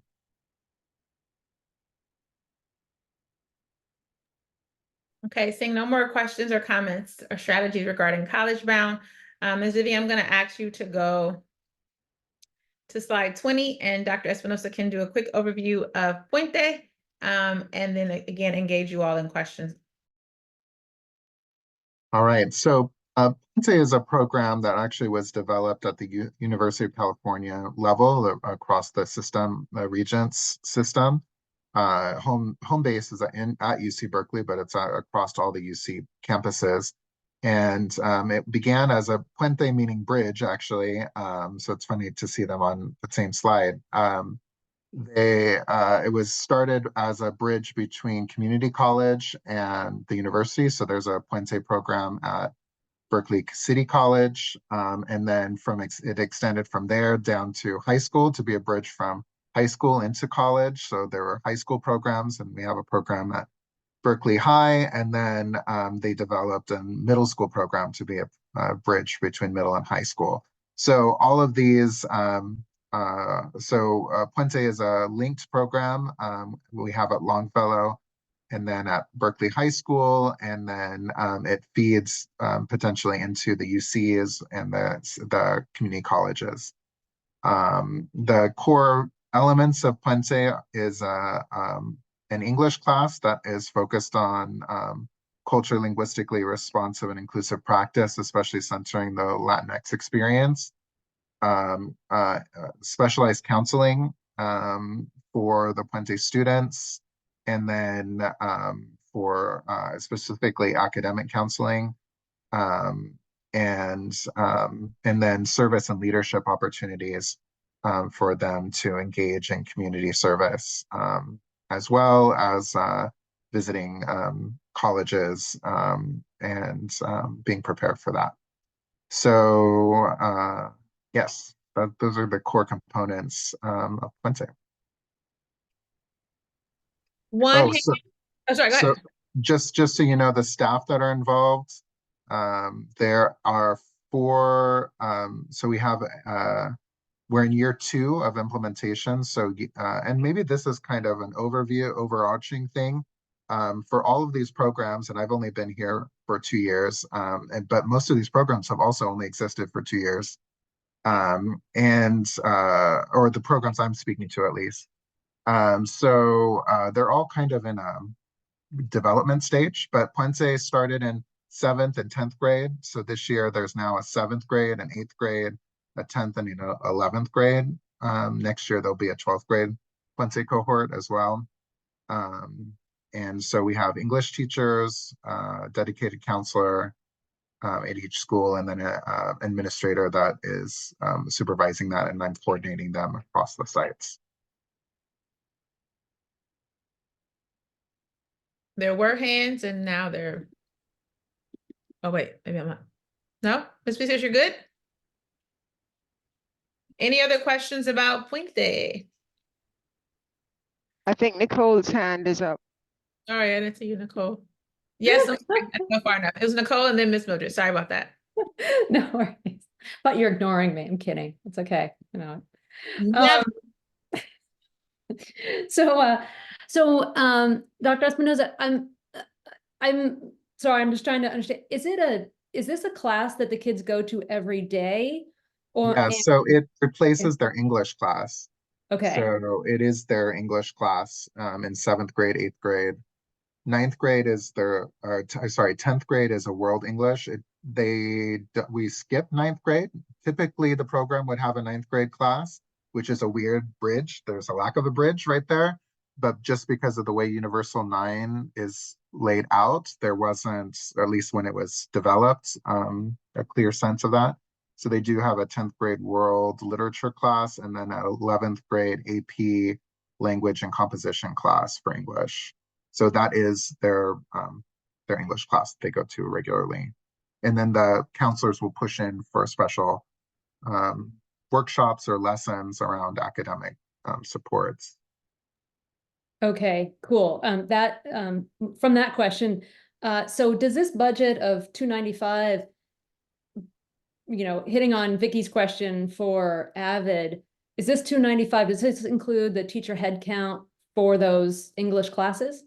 Or is that in addition to this, because that teacher headcount lives like on the BSEP teacher template thing? Not only BSEP teacher template, the whole global teacher template. Right, exactly. Yeah, so it includes additional FTE to account for the fact that potentially some of the classes may be under enrolled, but right now they're all enrolled fully. So they are as if, there would be another English class there anyways.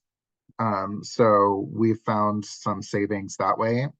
In terms of the teacher allocation, there's still the dedicated counselor, which is a cost. There's a cost for the contract itself for the services and resources and curriculum from UC, from the UC system. There's a cost for the required trainings and substitutes that folks have to go to as part of the program. And then there are costs related to field trips and materials that are associated to the program as well. Thank you. Mildred and then Vicky. Thank you. Just real quickly, for clarity purposes, you said that the home base is UC Berkeley and that the class replaces their English class, correct? Yes. So does that mean they leave the school to go to UC Berkeley to take the English class that replaces the English class that they would take either at the junior high or Berkeley High? Oh, that's a great question, Mildred. So no, this program, there's a version of this program at each level. So there's a middle school version with curriculum, there's a high school version with curriculum, there's a community college version, and there's a university level version of this program. And the home base of the whole program, all of those things together, is at UC Berkeley, but they receive their instruction at the high school. It's just that the UC Berkeley folks are the ones that do the training and provide resources, not just for us, we just happen to be in Berkeley, but for the whole state. Thank you, I appreciate that. And quickly, you said that the staffing is the 4 English teachers, the counselor, and I didn't catch the last. And then there's administrators that are assigned to it. I mean, they're not staffed for this purpose, but there's a lead administrator at each school. Thank you. That's it for me. I appreciate it. Vicki, I'm gonna let you close out Puente, and then we're gonna go to the last item because I want to make sure we get to our votes as well. Thank you. This is a clarifying question from Nicole. So when I look at the resources document that was sent, it said affiliated staffing, 1 counselor, 0.4 admin, and those are only for Puente. Then it has 0.4 English at the high school and 0.8 FTE at Longfellow. So I want to confirm that 1.2 FTE of teachers is not part of the 295,000, or it is part of the 295,000, but we're actually saving money because that would be paid anyway from the general fund. Yes, it's included in the calculation, but the actuals are less than that. Okay, We have- so the actual is just the counselor and the admin because the teacher template is already covering the 1.2 FTE. Right, because we Okay. have them fully enrolled. Okay, thank you. Ms. Vivian, I'm going to ask you to go to slide 21. These last 2 are also for Dr. Espinosa, and those programs are YGB, or Young Gifted in Black, and RISE. You want to start with RISE, Dr. Espinosa? Sure. Yeah, so our RISE program is coordinated under Adriana Betty. It's a program that goes from 9th grade through 12th grade, supporting our students through summer transition programming, academic mentoring. There's counseling components, there's advocacy and enrichment activities as well that are provided. We have a total of 99 students enrolled right now in the program itself, including some students that receive services at BTA along with Berkeley High School. Yeah, and it's focused on students. They frame it around at Promise, but it's really thought of as like a first-gen college-going program for students from a variety of backgrounds.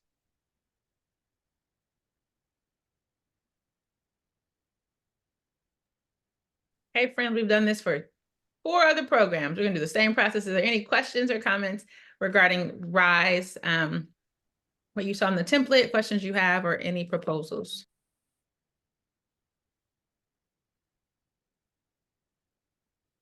I have one hand, Lindsay.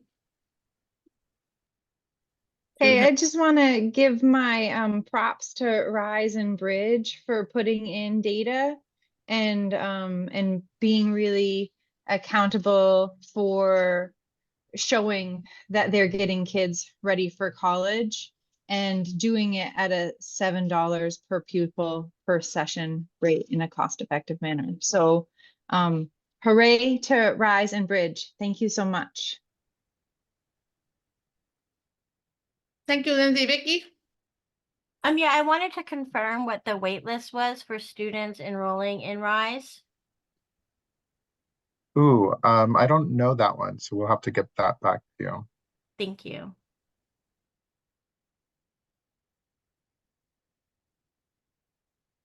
Any additional questions regarding Nicole?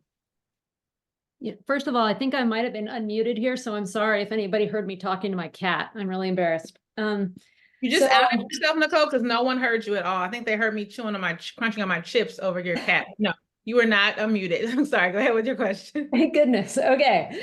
Because I love my cat. So I also just wanted to highlight and also really extend my appreciation to the RISE program, specifically that Miss Betty presented last year to SBAC, I believe it was. And so we pulled together some data that we had from last year. And another feature of RISE that I think is really special is their inclusion of a very high proportion of kids that have IEPs and 504s, and it's very singular in the district. And to be honest, I think that they might be including more kids in the who qualify for IEPs and 504s than any other single activity or, you know, anything outside of, you know, English, math, history, and language in the district. So really kudos to that. And I think that's a feature that should be celebrated and really recognized and learned from, so that more programs can include those kids as well. Thank you, Nicole. Any other comments or questions or ideas regarding RISE? I mean, we're going to come back to all these at our next meeting. And we're going to come back with responses to the questions and comments that you've made so far. Appreciate the plugs.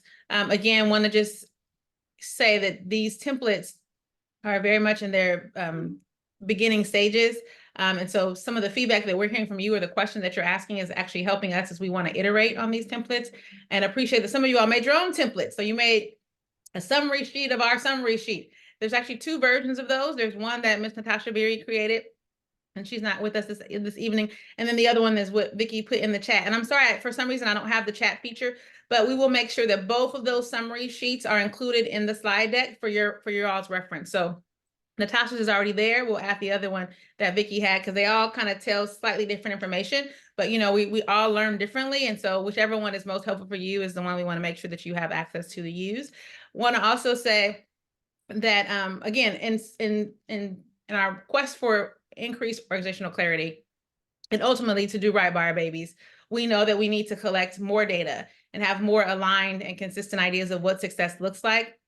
I heard a couple comments about RISE and Bridge, and you know, appreciation for them sharing their data, and I want to appreciate that too. I also want to name that it is our goal that all of our programs and partners have that type of data to report on a consistent basis, and that because both RISE and Bridge were receiving city funding or funds from grants, et cetera, there was a higher kind of threshold or expectation, if you will, for reporting. And so they had that information much more readily accessible and available because they have to report on it anyway, whereas some of the other programs are just now kind of getting into that habit or to that routine. But city grants or general funds from BUSD, it is our goal that every single one of our programs and partners has that level of detail and specificity. So I appreciate you all's kind of commenting on that. We're going to wrap this section up with a quick one about Young, Gifted, and Black. And we want to be quick because we want to spend the last 15 minutes reviewing the decisions, the recommendations made from our March 27th meeting and getting your vote on which of these proposals so far, not program, which proposals we can actually take to our board for action. So with that, Dr. Espinosa, 1 minute YGB elevator pitch. Okay, so yeah, YGB is a program that runs after school on Tuesdays and Thursdays for students focused on African Americans, like cultural performance. So there's spoken word, chant, music, singing, and performance based. So they have rehearsals on Tuesdays and Thursdays for 2 hours, and then they perform across the city, across the region, actually, as a troupe at different events. I did say elevator pitch. He gave you the really brief one. So they a couple more things to add, that it is definitely performance, and the strategy is to teach about Black history and affirmations and kind of self through the vehicle of spoken and written word and performance. So when they're together, there's definitely some learning of history, et cetera. But the outlet, if you will, is performance. So with that, any questions, comments, or strategies regarding YGB, or any ahas as you looked at that template? Just one quick, I'm sorry. Let me raise my hand. Go ahead. I have Mildred, and then I have Rebecca. Sorry, could you just explain how this helps towards college? The YGB. This was the test one. No, actually, this one was included because people also just had questions from the list of contracts that we have. But to be clear, this is the only one on the list. It's the outlier that is not about college readiness or support. And so that's for you, Ms. Mildred, see if you were actually doing your homework, and you were. But thank you for calling that out. Thank you. Yeah, this is actually under the African American Success Framework. It is connected to the goal of inclusive and sense of inclusion and sense of belonging under climate and culture. Does the oratorical contest come through this program? No, two Okay. different programs Okay. with different origins, but obviously connected. They perform at the program, but they're not directly connected. I appreciate that. Thank you. Rebecca? I just wanted to confirm, am I right that there are 8 students in this program? Is that correct? That is correct. And 8 USD students, is that correct, Dr. Espinosa? Yes. Mm-hmm. And the program is. I just want to add, Rebecca, this program is kind of unique in that it serves students out even beyond students who are in BUSD. And so that 8 is our reflection of the BUSD students, but you might see another attendance tally that says more students, but these are the ones that are Berkeley Unified students. Got it. And I'm also correct that the amount spent on this program is $65,000. Is that right? That's correct. Thank you. So that's about $8,000 per those 8 students. Is that? I think that's my math. I'm ish. So just want to note that. Noted, Rebecca. Ms. Mildred, I'm going to go with Dan because I haven't heard him, and then we're going to go to you, okay? So can you hear me? Go ahead, Yeah. So I had done that arithmetic as well, and I just want to know what's the justification for such a very high per pupil cost. And I'm assuming that somebody has a really good answer for that, otherwise this program wouldn't exist. But just looking at that metric, it seems very bizarre. So somebody must have an answer to that. Dr. Espinosa, can you share a little bit more about the contract? So I don't think, Dan, that the idea was that, we partnered and agreed on $8,000 per student or whatever the number is that you all just that you just came to. I think it is a contract for a certain amount with a set number of students that is our goal.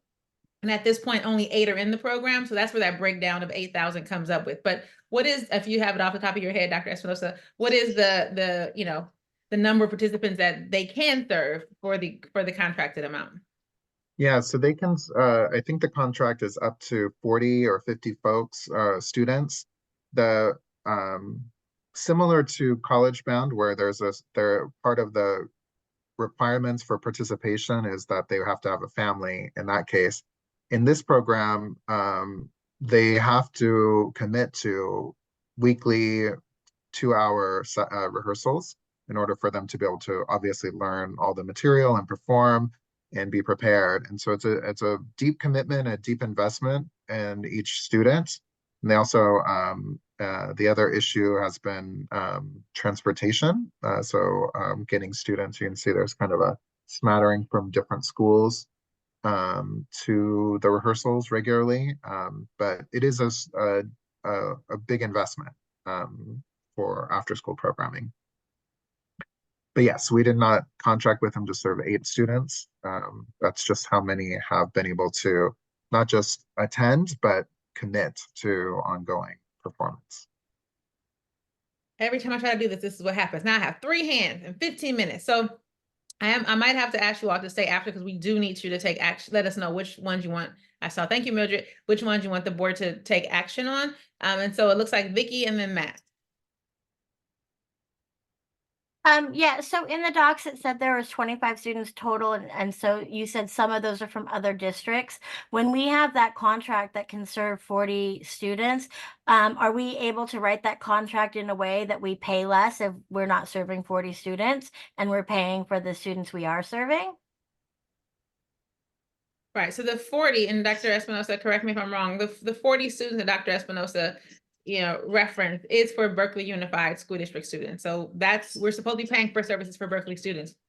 They have the capacity to serve students beyond that using other funding sources. So in any of these contracts, or for most of these contracts, that can be a conversation. And thank you for bringing that up, Vicki, that everything is not like, all or nothing. It could be, we're going to reduce the contract so that you can serve a number of students that looks like more consistent with the historical data on how many students you're able to attract. So that is one option for sure. Matt, you're gonna bring us home for real this Yeah, time. I just had an open question. It was just about the historical data, and I may have missed it. It's 8 students this year, and this program we've been paying for a while. Is this like on average the number of students that's been served? Is it sometimes 15? Has it ever been 40? That's just my question. I don't I know. don't, Yeah, go ahead. no, I don't have history beyond the last 2 years, where it was closer to, I think, 12 or 15 last year. But yes. And I mean, some of that, Matt, I'm not speaking specifically to YGB, but again, as we move towards more data and more data informed culture and more organizational clarity, these are the types of data that we're wanting to make sure we collect and have. And that wasn't always collected or wasn't always collected in a consistent way. So I think we put as much as we had, and we can try to dig and see if we can find some previous years, but just know that the level of validity of those might be questionable because we had to really get tight on how we collect the data. And as you know, we have Educommer to help us monitor that data now. Miss Beatrice, you're gonna bring us home for real this time. Yeah, just one question. Are the other students being funded also by their school district? Either that or some folks are charged, like families are charged to participate directly, and some are partnered through Oakland and other local school districts. Okay. Whoa. So let me just tell you, Jill and I were like texting, like, whoa, like I thought you guys were gonna just read the homework. Like you did the homework and then you made some more work and made additional sheets, etc. So super impressed with this class. But appreciate it because again, I think the feedback in which you all made is really helpful for us. We're gonna take the 2 spreadsheets that you all have created and ours. We're going to take the questions that you have and create something for you to give back to you between now and the next meeting, because we're going to talk more about programs. I'm going to ask you to put in the chat if there's other information or questions that you have outside of these 6 programs that you'd like us to bring back to you. Again, aware that we are going to have to really start to make some critical decisions over the next several meetings. I'm going to ask Ms. Vivian to actually go to slide 24. You all should have access to the slide deck. What we were going to do in the beginning was to review the proposals that you all voted on at the March 27th meeting. You might recall we came with phase 2 and we were like, how about if we do this? This will save us this much money, and you voted. We do have those slides available for your information and review, and they start on slide 11. So from 11 to 15, it's a recap. And please look at it in your time. What we want to make sure we're able to do in our next 10 minutes is to have you look at all the proposals to date for phase 1 and phase 2. We brought all the proposals that you gave us the green light on, meaning it had more yeses, significantly more yeses than it had no's or not yets. We're bringing those back to you because we want to know which of these are you thinking it's okay for us to take to the board as a recommendation. Remember the last meeting, we were like, we're not going to make any decisions without engaging you. And Matt's like, well, we can't wait to the very, very end. And that's true, because what if the board's like, well, we don't know about this one, et cetera. They want to engage in some dialogue. So we want to know from you all is, of the proposals that we've presented to you all, that you gave the green light to, which ones are you're thinking like, yeah, we still are pretty yes about this proposal, and you can take this to the board for consideration and action. Pauline can probably say that way more eloquently than I can. So I'm going to stop and I'm going to pass the mic to Pauline. And then she's going to engage us in the voting process, which is the same one as last time.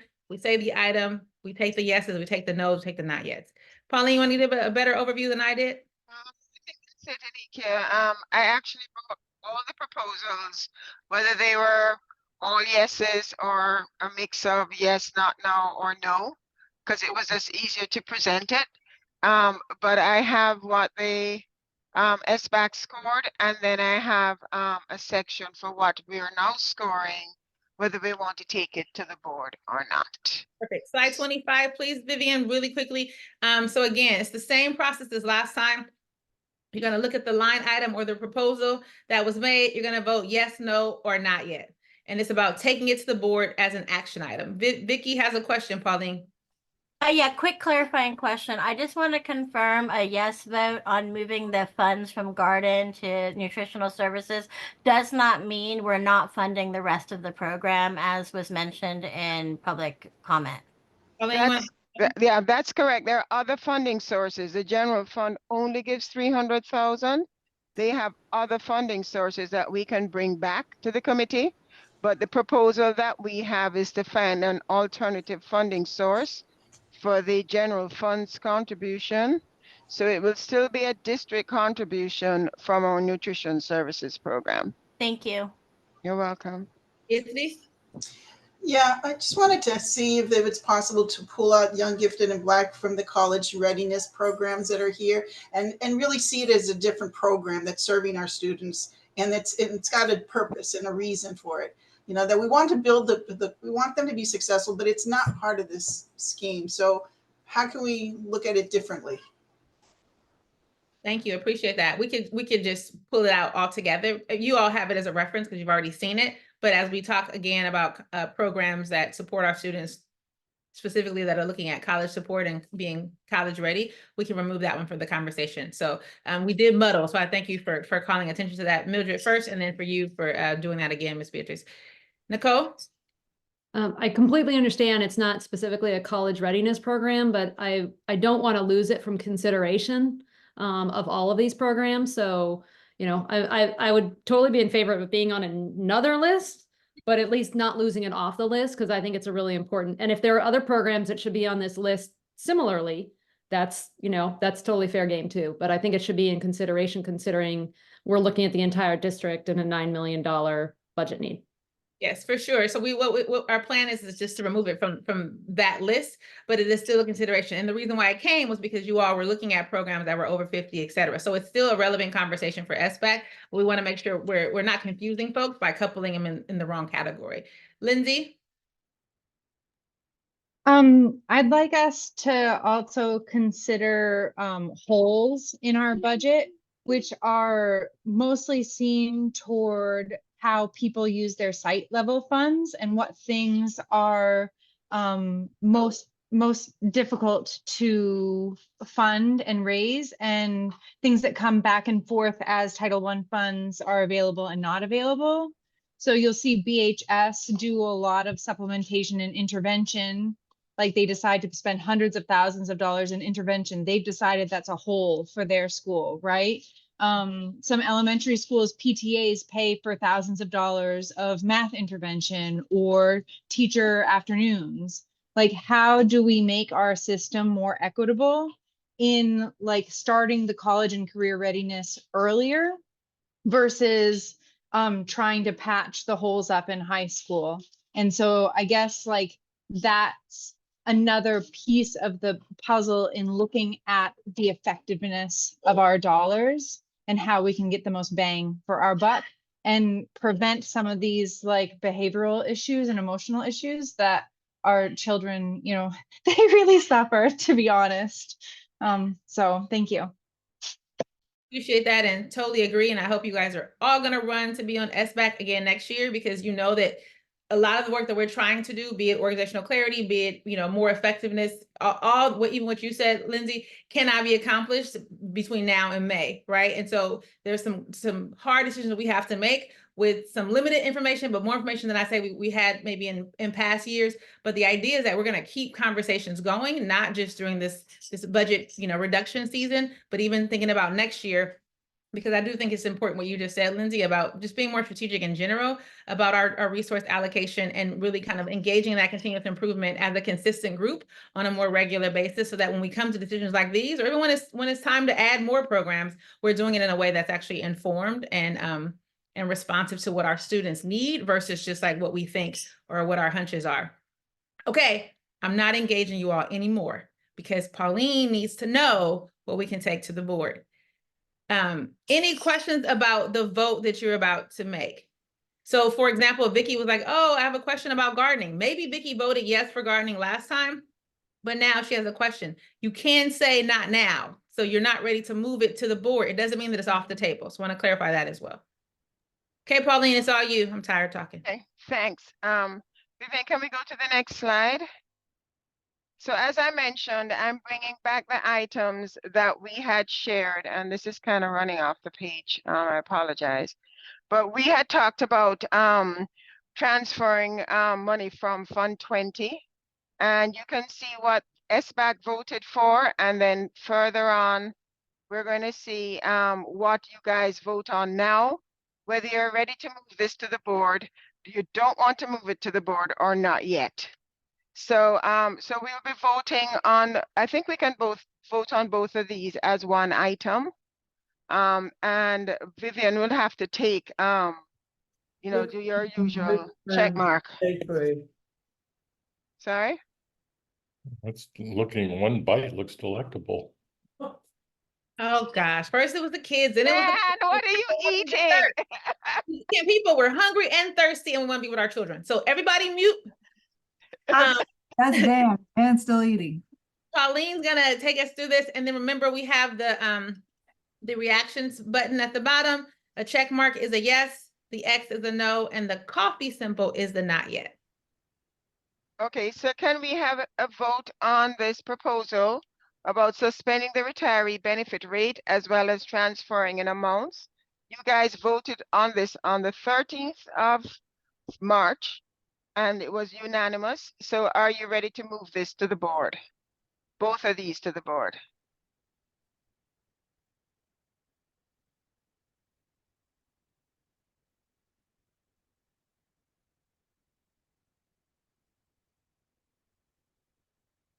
Everybody voted.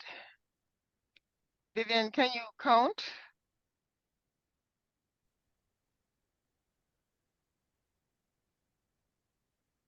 Ms. Vivian, I have 13 yeses. It's unanimous. We have 13 yeses. That's what I counted. One coffee.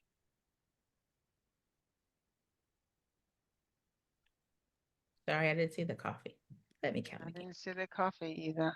Mildred has her hand up. Mildred? I'm sorry, just real quickly. I just want to make sure that Shauna Rabinowitz understands that she can vote. So for BCCE, it would be Frank, myself, and Shauna voting. I just want to be clear on that. Sorry. That's it. Thank you.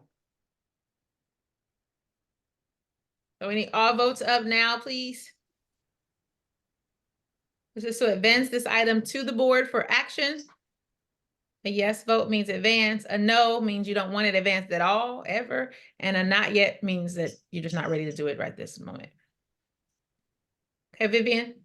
Miss Vivian, are you there? Yeah, she's there. Yes, ma'am. The number keeps changing. I'm gonna, before you take off your X's, let me count one more time. I think maybe someone who's not a voting member might be voting. No, it's 14 now. I have 14. And remember that Miss Mildred just invited Miss Rabinowitz, I believe it was, to vote for BSEP. Yeah, I have 14 now too, but no Sorry. coffee. No coffee. Okay, let's go to the next slide. And these are all votes that we did on the 13th of March. The coffee changed to a yes. Thanks, Lindsay. Go ahead and clear your screen, friends. So Viv, can you advance to the next slide, and then we can take a look at those. Okay, so this is a twofold. Again, this is from the 13th. So this has to do with the teacher template, the staffing in the teacher template, as well as the enrollment based on projected enrollment, and then the staff in the school sites based on the formula. So we had 11 to 2 for the reduction in classroom teachers, 13 to 1 for the increased enrollment based on projections, and then it's actually 7 no's and not no's, and 4 yeses for the staff in the school sites based on the formula. So can we vote on each of these separately? Let's do the staffing per the teacher template. Please vote now.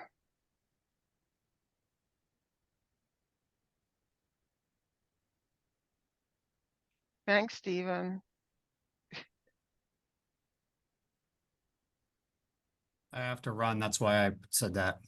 Okay, so you want us to just do a yes for you then for everything except there's a no on the bus drivers? Yes. All right. Thank you, Stephen. Thanks, Steve. Okay, we have to push us through. So how many? 14. Okay, the next one, projections based on enrollment. Clear your screens and vote on this one as well, please. So Steve is a yes for all of these, Vivian, even though he's gone. Okay. He's doing a no on. Vicky has her hand up. Yes, Vicky. Sorry, I pressed the wrong thing. Oh.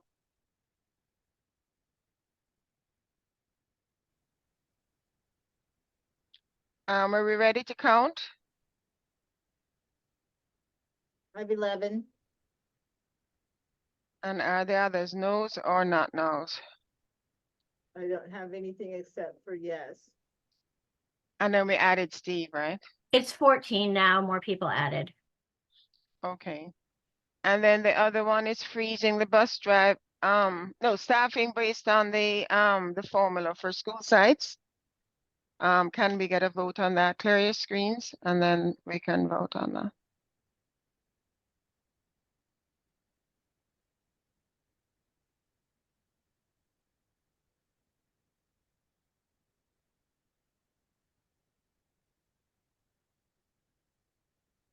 Can we tally, Vivian? Yes. 3.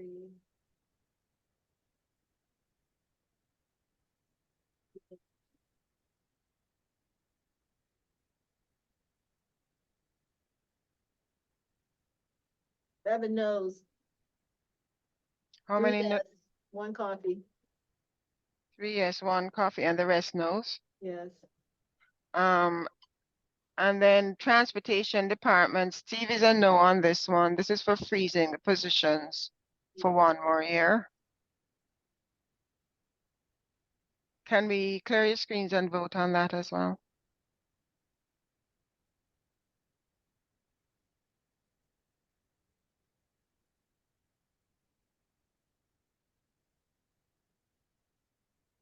Sorry, I was talking. The votes are coming in slowly on this one. So far, I see 1, 2, 3. I see 8 no's and no yeses and no coffee. I see 9 no's. Oh, well, let me count again. And add Steve's no. Yes, and 1 coffee. And now I have 3 coffees. Regina, Nicole, and Matt are coffees. 3 And Vicky's the coffee too now. 4 coffees, 9 no's. We have enough data to know this one's not going forward to the board yet. Oh, no, sorry, the no's are not at all. The coffees are not yet. So we got a lot no. Right. Okay. And then the other one on this item, staffing, purchasing, transferring 0.5 FTE driver to nutrition services. Can we clear screens and do a vote on that? 1.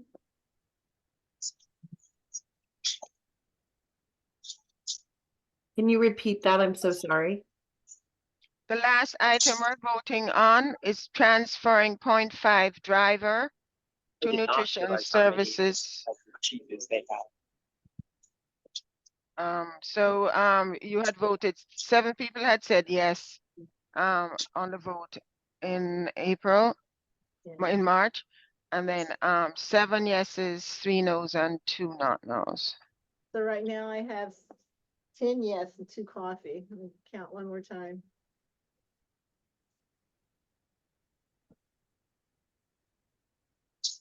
Board meeting. 12 yes. 12 yes, okay. Okay, so clear screens. Oh, Jennifer. Jennifer, did you miss any of the votes? I'm good. Okay. All right. So let's go on to the next slide, Viv.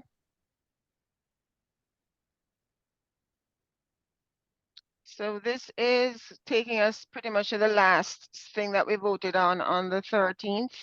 So it was the indirect costs, the IT reducing the budget for elevator lines, and then Zoom, which had a no. We can decide if we want to, what we want to do with these three. So let's do the indirect costs first. Clear your screens and then vote. We can bundle the top two, Vicky, but because one person said not no, I'd rather take it separately. Thanks. 11 yes, 1 no. 2 For the no. 2 no's.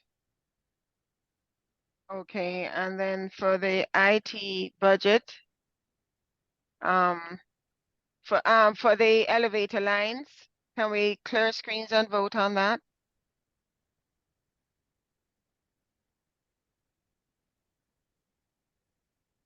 Are you guys voting? Yeah, they're voting. 2, 3,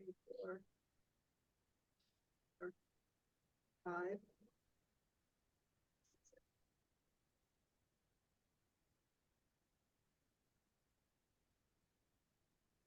Numbers are off. I have 15. Somebody else is voting. But remember, Steve, you counted Steve, right? No, I didn't count Steve. I have 15. 1, 2, 3, Oh, wow. 5, 6, 7, 8.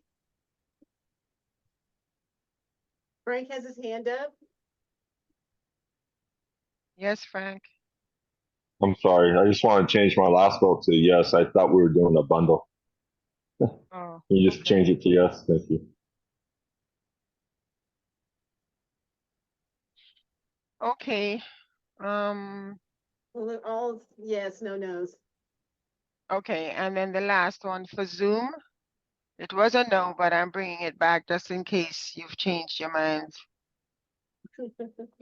Oh, wow. You guys really? So bad. Vicky, stop giggling. I see Vicky giggling. We should have had Jill present that one. Thanks, Jennifer. Jennifer's like, yes. Get rid of that 30,000. We're gonna come back. We're gonna come back on that one. I'm gonna bring you all. I'm gonna show you guys all the new features that Google Meet can do. No. Jennifer has a question.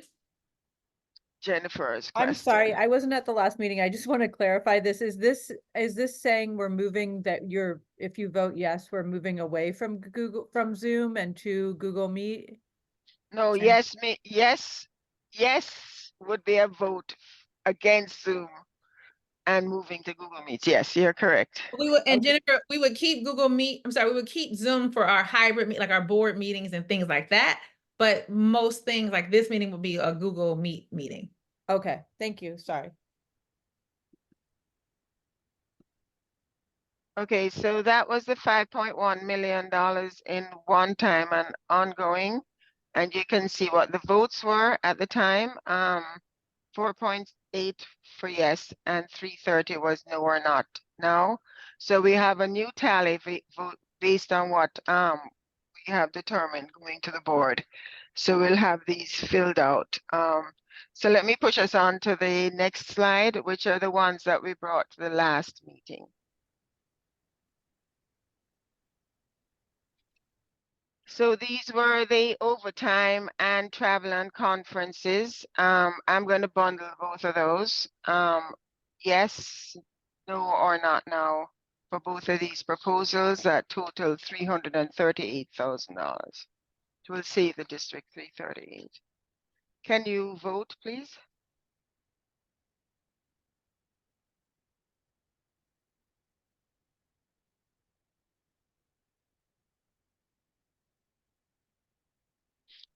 Can we count?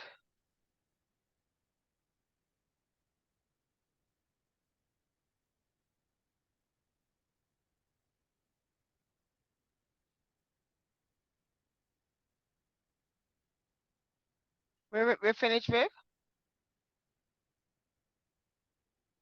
Okay.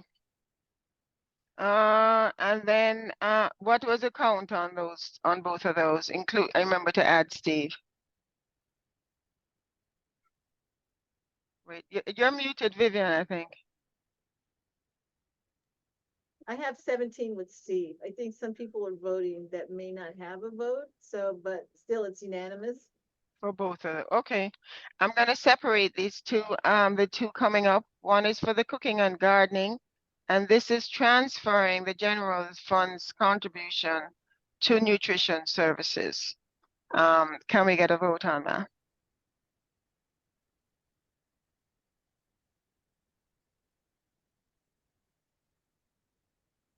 One coffee, two coffees.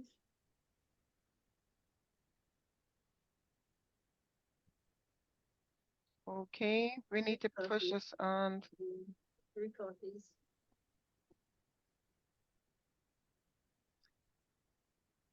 Everybody voted? I'm not finished yet, Pauline. Oh, sorry. Steve is a yes, remember.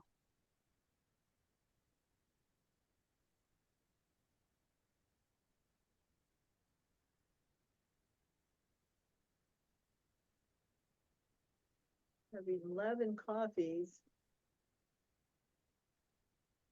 Okay.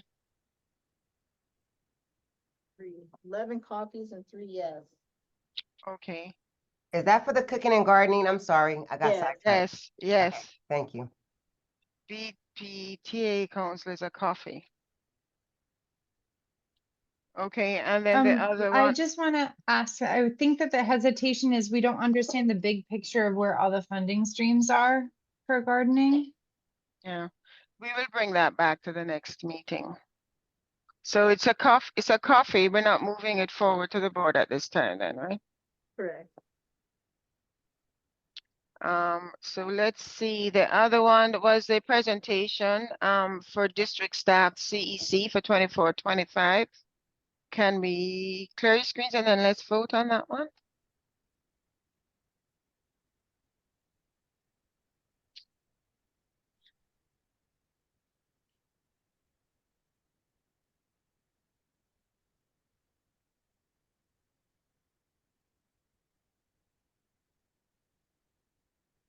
Back up, okay, 5, 6.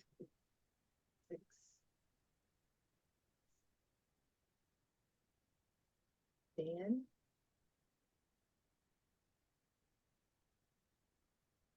Stephen is 16, Dan 17. Okay. So let's go to the next screen. We're wrapping it up now, guys. Almost there. So next slide.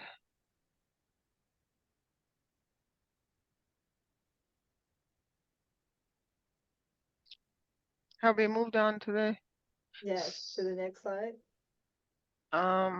We did the gardening. We just did the gardening, cooking, and Yeah. presentation. So we may have done it twice. Let's go to the next one. Vacancy reduction.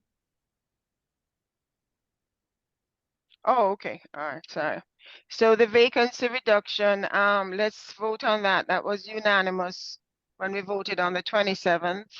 We anticipate we'll have $1 million for eliminating vacant reductions, eliminating vacant positions.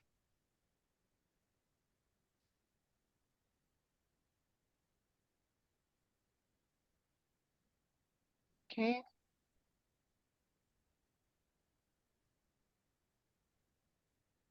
Yes. Did Mildred vote? Oh, they have coffee cups. We weren't here. BCC wasn't present at the last meeting, so we didn't get a chance to vote or just to ask questions or have any clarity because we don't know if that's referencing to classified positions, and there's just questions that we have. Sorry. Oh, that's okay. That was the same day as the PC, so that's kind of what happened with us. Oh, okay. I understand. So let's look at the messaging system, $17,000, family communications. This is the amount that we have now. We may revise that number. I'll bring that back to you, but now we're looking at 17,000. Do you think we can bundle those two? They're pretty related. One is utilities and one is the platform for family communication.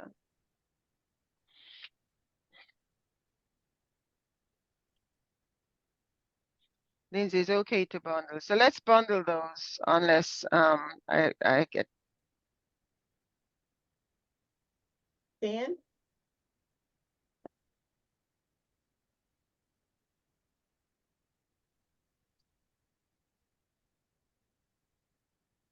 Okay,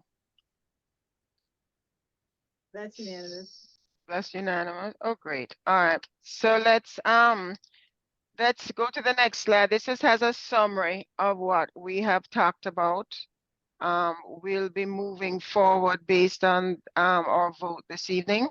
So we have presented 7.5. Not all of them were yeses. 7.2 were yeses and 330 were not now from the original vote.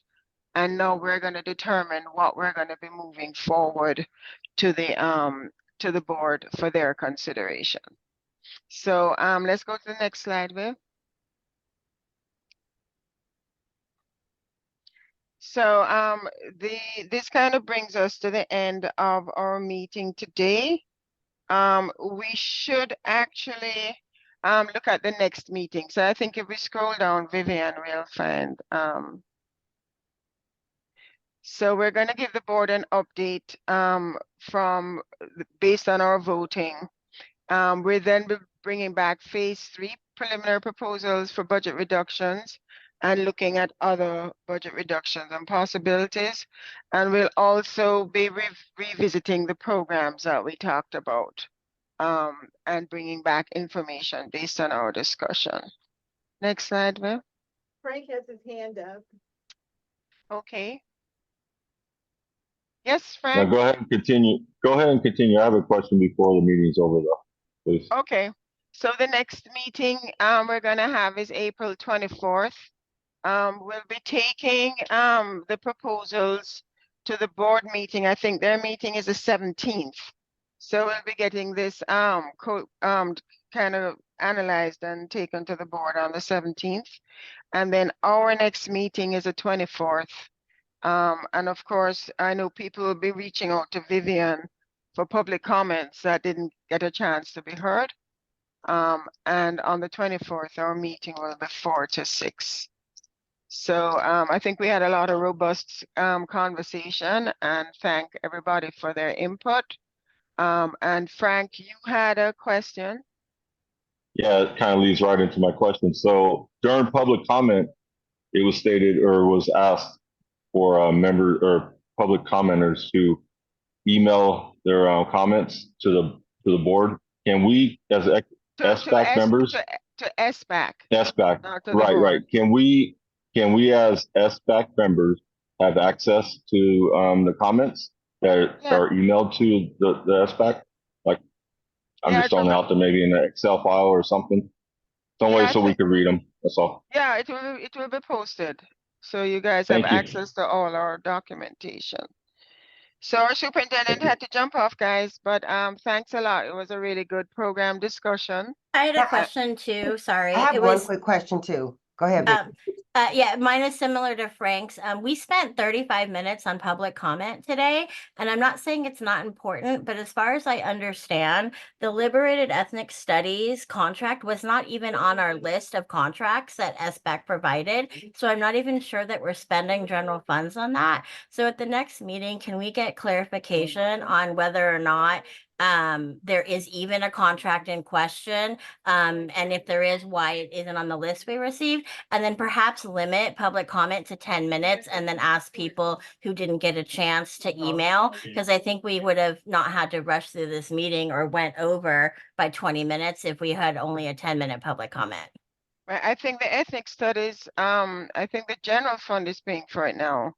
Okay, so it's bring not back- on the list of contracts that you guys sent to us to review. So if that's the case, it's missing from the contract list. We'll have to make sure it meets the criteria if it's over 50,000. I'll have to look into that. We only Okay. brought contracts over 50,000. Okay, thank you.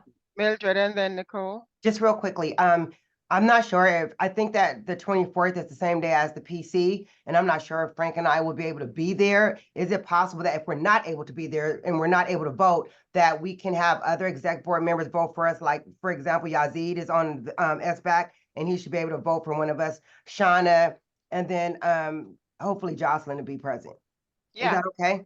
yes, as long as you have your members, just the three, you can have The alternates. the Alternates personnel can commission vote. meeting is not that day. Oh, awesome. Oh, thank you, Samantha. Okay, that's then no worries. Appreciate you. Right.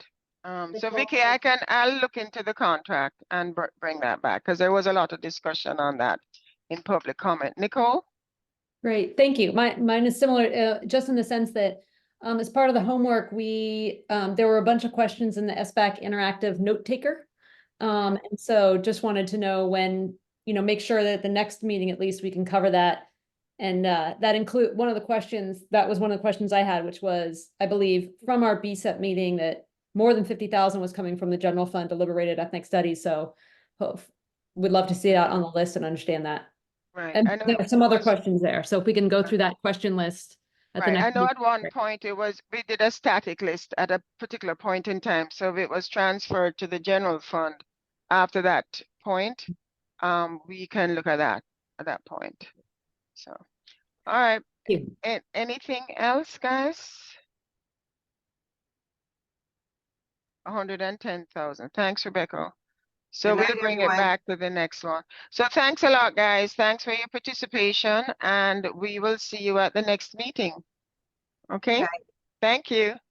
Bye.